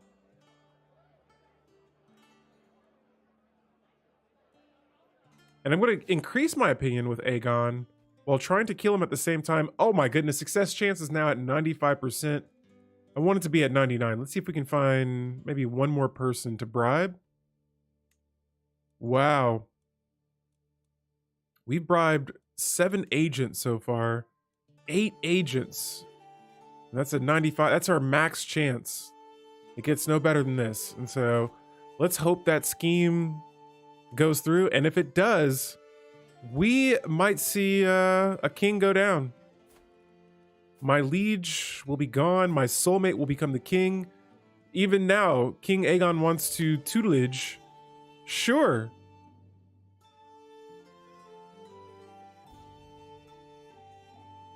And I'm willing to go in debt to make sure that the king is dead. Oh, and look at this. I can demand a payment from the king. How crazy is that? Wow, so I got a favor from the king.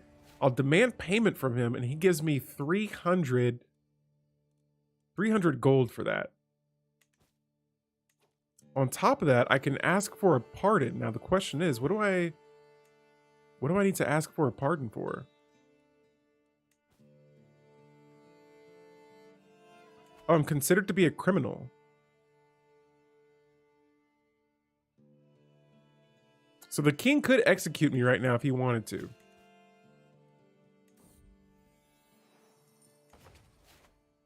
And so my vassals, uh-oh. And here is another baby from Queen Rhaenyra saying, I must be very careful about this, but wow, that's another son. Another fun son. And poor Aegon thinks those kids are his. Wow. Lord Tywin has been pretty busy. On top of that, the Lannisters here. We got a new Lannister. No traits. How nice. How not nice. We'll get him. This is Dunson Lannister. The family grows. All right, and so I'm waiting for this, this murder scheme to continue. Right now, it's still at 95% succession chance. We got another stewardship lifestyle point, and I'm just going to go ahead and knock out this left tree. We only got three more points to put into it.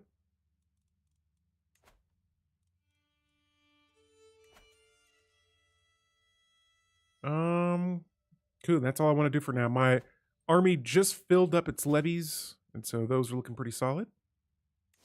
Lord Tyrion is coming to the court, and he's still asking for Castamere. I'm not giving that up, buddy. I'm sorry. You're going to be king when I'm dead? No! Okay, so King Aegon has found out about the murder scheme, but the success chance is still at 91%. And so I'm going to go back to my intrigue here, and I'm going to invite the last person that can be convinced. I want to keep those success chances as high as possible. There we go. So in 2 months, we will know if we were able to kill the king. And for my nephew here, we're going to keep him with the good traits. This is going to be our good Lannister. He's going to be trusting, just, and arrogant. Bon appetit! So is King Aegon going to be killed? Let's find out. 95% chance.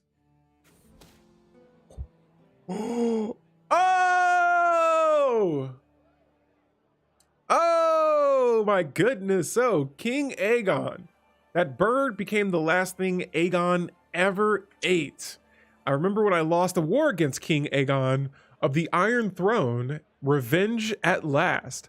It also seems that none of my agents are under suspicion, which means no one can trace the poison back to me. It must have been something he ate. And so, yeah, He died under mysterious circumstances, leaving Queen or Princess Rhaenyra.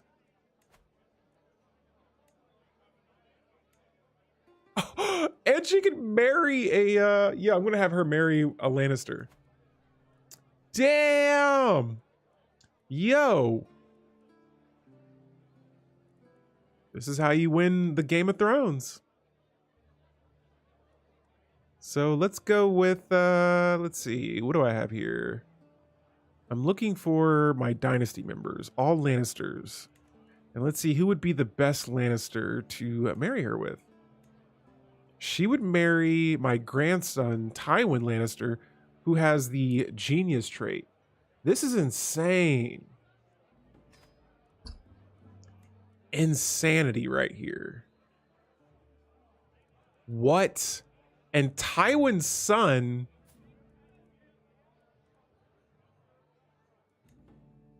I want to say he's mine.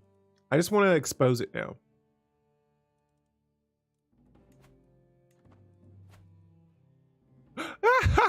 And my own son is inviting me to his council. Sure. But yeah, I gotta say, let's expose the secret.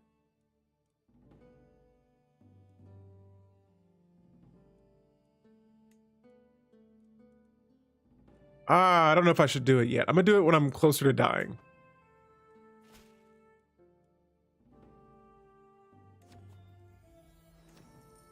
I got all these guys coming to my court now. What the heck? What the heck? And so, Cersei is plotting against my cousin Daemon. Of course she is. Of course she is. Dude, that's wild though. So, my other son is now the heir of the Iron Throne.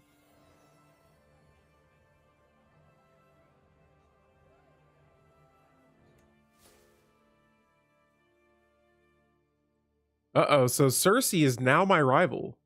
Wow. Wow.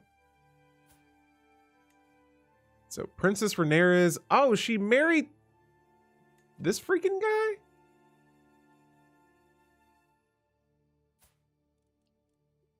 Prince Viserys. Oh, can I get rid of you? Yeah, we got the gold for it. We'll get rid of this guy. My character can't marry right now, so that's why. Oh, and here we have another unpressed claim. We'll definitely take that. But yeah. Uh-oh. Good thing I have a physician here because Lord Tywin is sick. We're going to do more than necessary. Excellent work that has reduced the disease resistance or the disease symptoms. But yeah, we can't have Tywin being sick.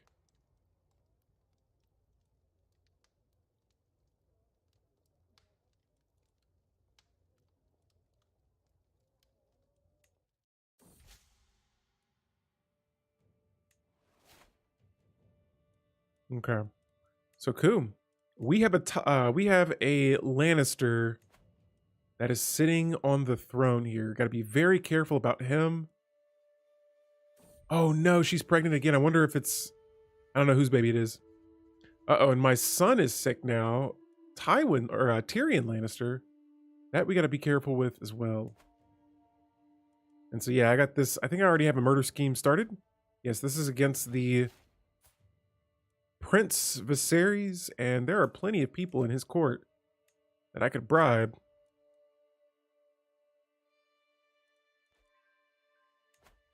And I might just need about 2 or 3 for this one. There we go. In 21 months, we might be able to kill the Prince Viserys there, and we'll deal with that in the meantime.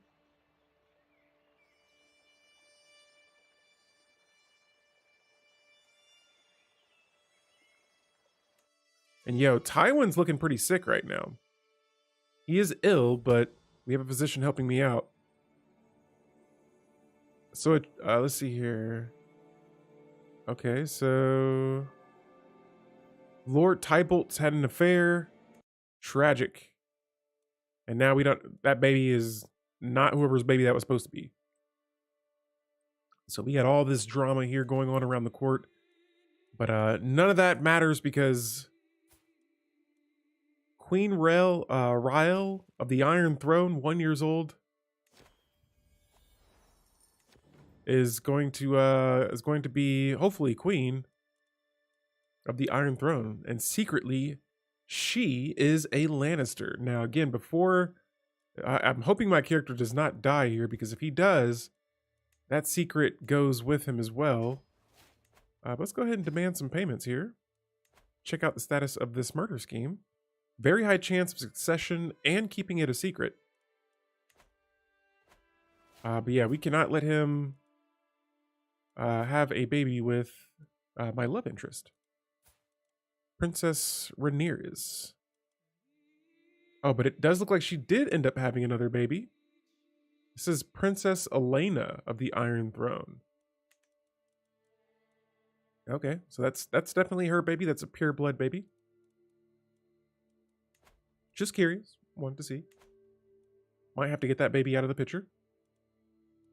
But yeah, Princess Rhaenyra, this is my soulmate. This is craziness. The fact we can't get married is wild. I wish I could invite her to my court, but we cannot. Cool. Let's keep our game going here. We got to go back to the court.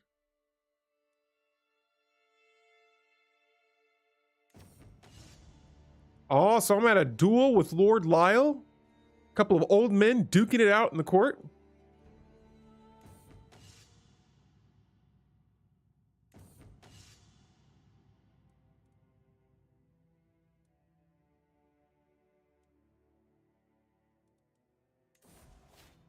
I've won the duel. Excellent. Nice little exercise in the court.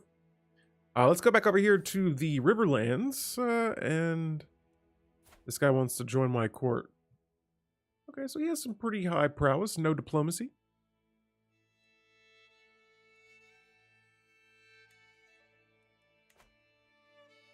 And I'm gonna see if I can go to war. This kid here, he hasn't seen the end of the Lannisters.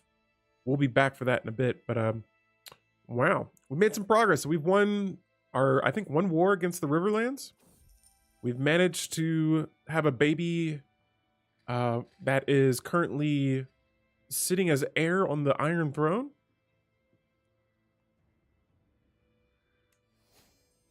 And I haggled this guy and got some stewardship and a new relic. Nice, nice.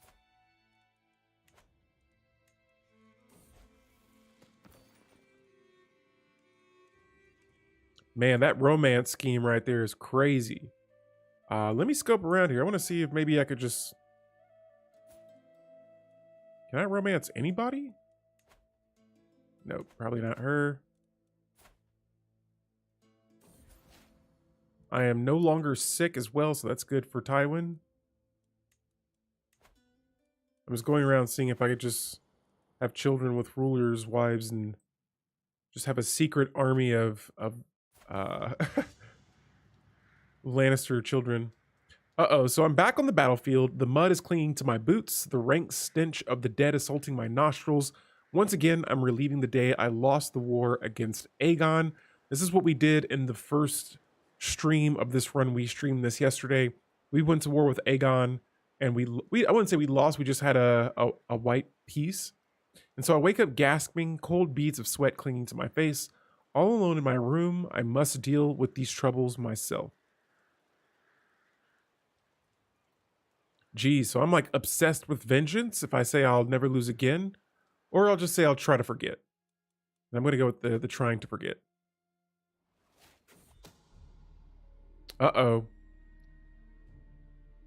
And so the existence of my murder scheme has been discovered.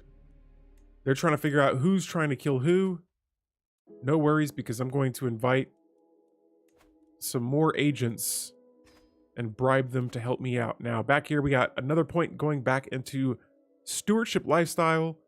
This is the Golden Aplom, and it says that monthly income per stress level is increased by 10%. which right now we are a little stressed. So that should increase my 54 gold a month. That's craziness.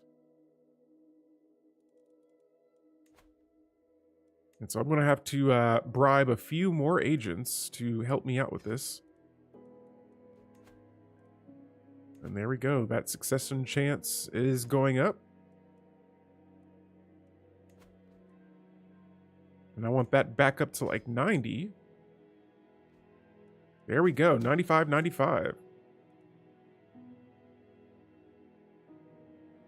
And so another agent has been discovered, but it's not enough. There's too many agents helping me to kill the king of the Iron Throne right now. Or he's a prince right now, but still.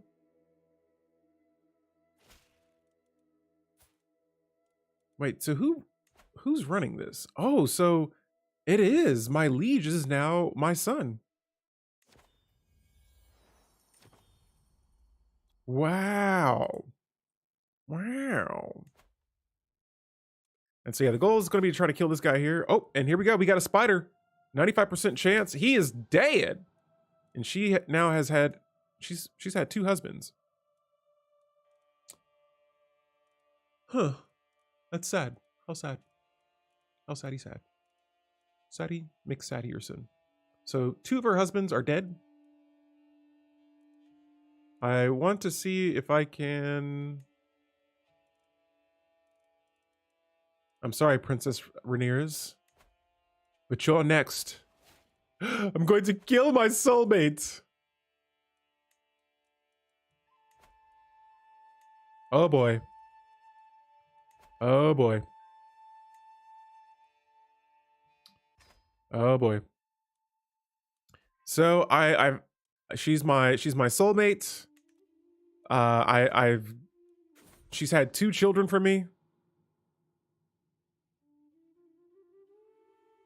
Ooh.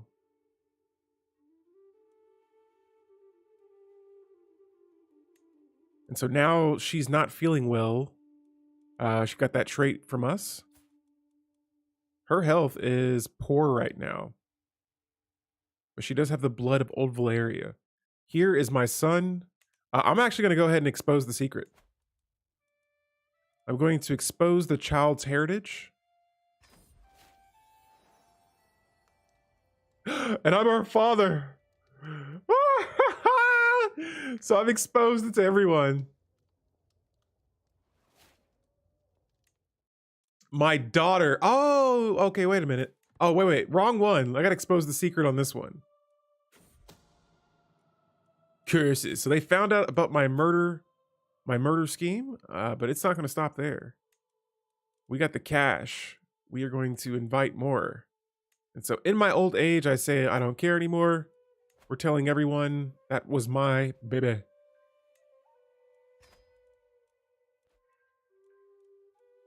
Oh yeah, and I gotta make sure that everyone knows it's the right one too. So that was the other baby. This one. And now I've told everyone everything. Oh wait, so it doesn't show that that's mine. Oh, so I gotta take this child out.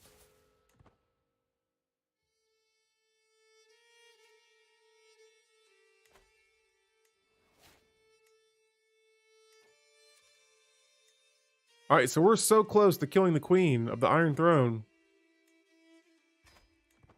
If we can get her, that leaves the Iron Throne wide open. And so we have plenty of traitorous members in the Iron Throne's court. This is my nephew. Where do you think you're going? Okay, yeah, you're my nephew, but I need you in my court. Unless, yeah. Both of you.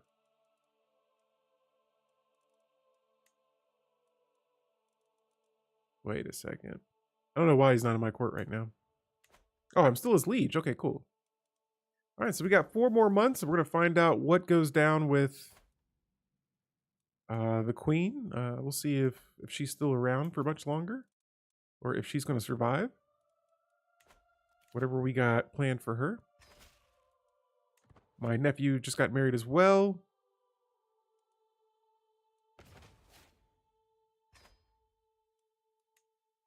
And it's going to be a matter of time here before we know. Oh, nice. And Tyrion has survived his sickness that he had. But yeah, we are about to... Here it is. We're going to use a spider to kill Rhaenyra Targaryen. Will it work? Boom. Princess down. Princess down. The Iron Throne. Let's take a look at it. Holy moly. The Iron Throne is at risk right now. Now, their military strength is still superior. Jeez Louise. I wonder if I can arrange a marriage. Oh, he won't do it. He won't do it. Damn it.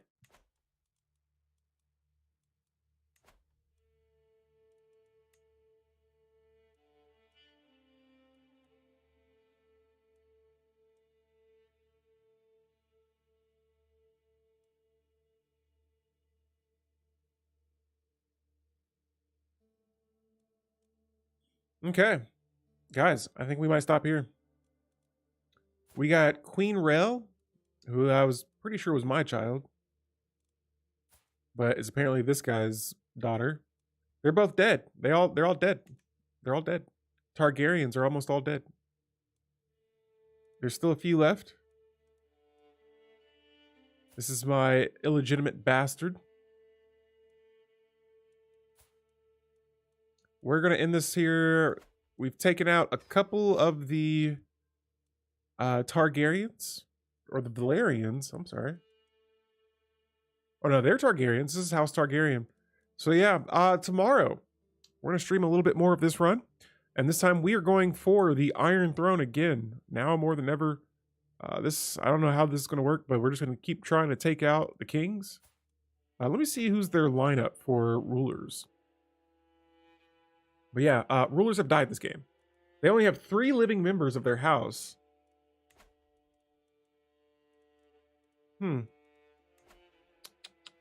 Yikes. And so yeah, House Targaryen is in trouble. 2 of them are children. And yeah, that's their heir, another 2-year-old. So leadership is going to be kind of iffy here. But we have started a murder scheme against the Targaryens. Guys, I'm Alpha Delete. Thank you so much, everybody, for stopping by. We're going to look for somebody to drop a raid for this evening. But yeah, if you guys hung out with me this afternoon, appreciate everyone coming by, the raids, everyone just commenting or anything like that.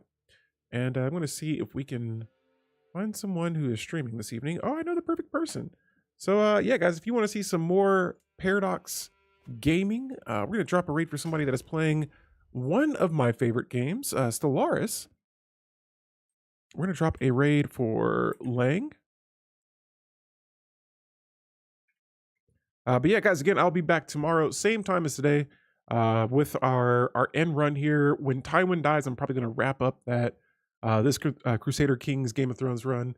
But yeah, wish me luck. Tomorrow, we try to take out the King of the Iron Throne. Until then, have a wonderful rest of your guys' weekend, and I will see you all tomorrow.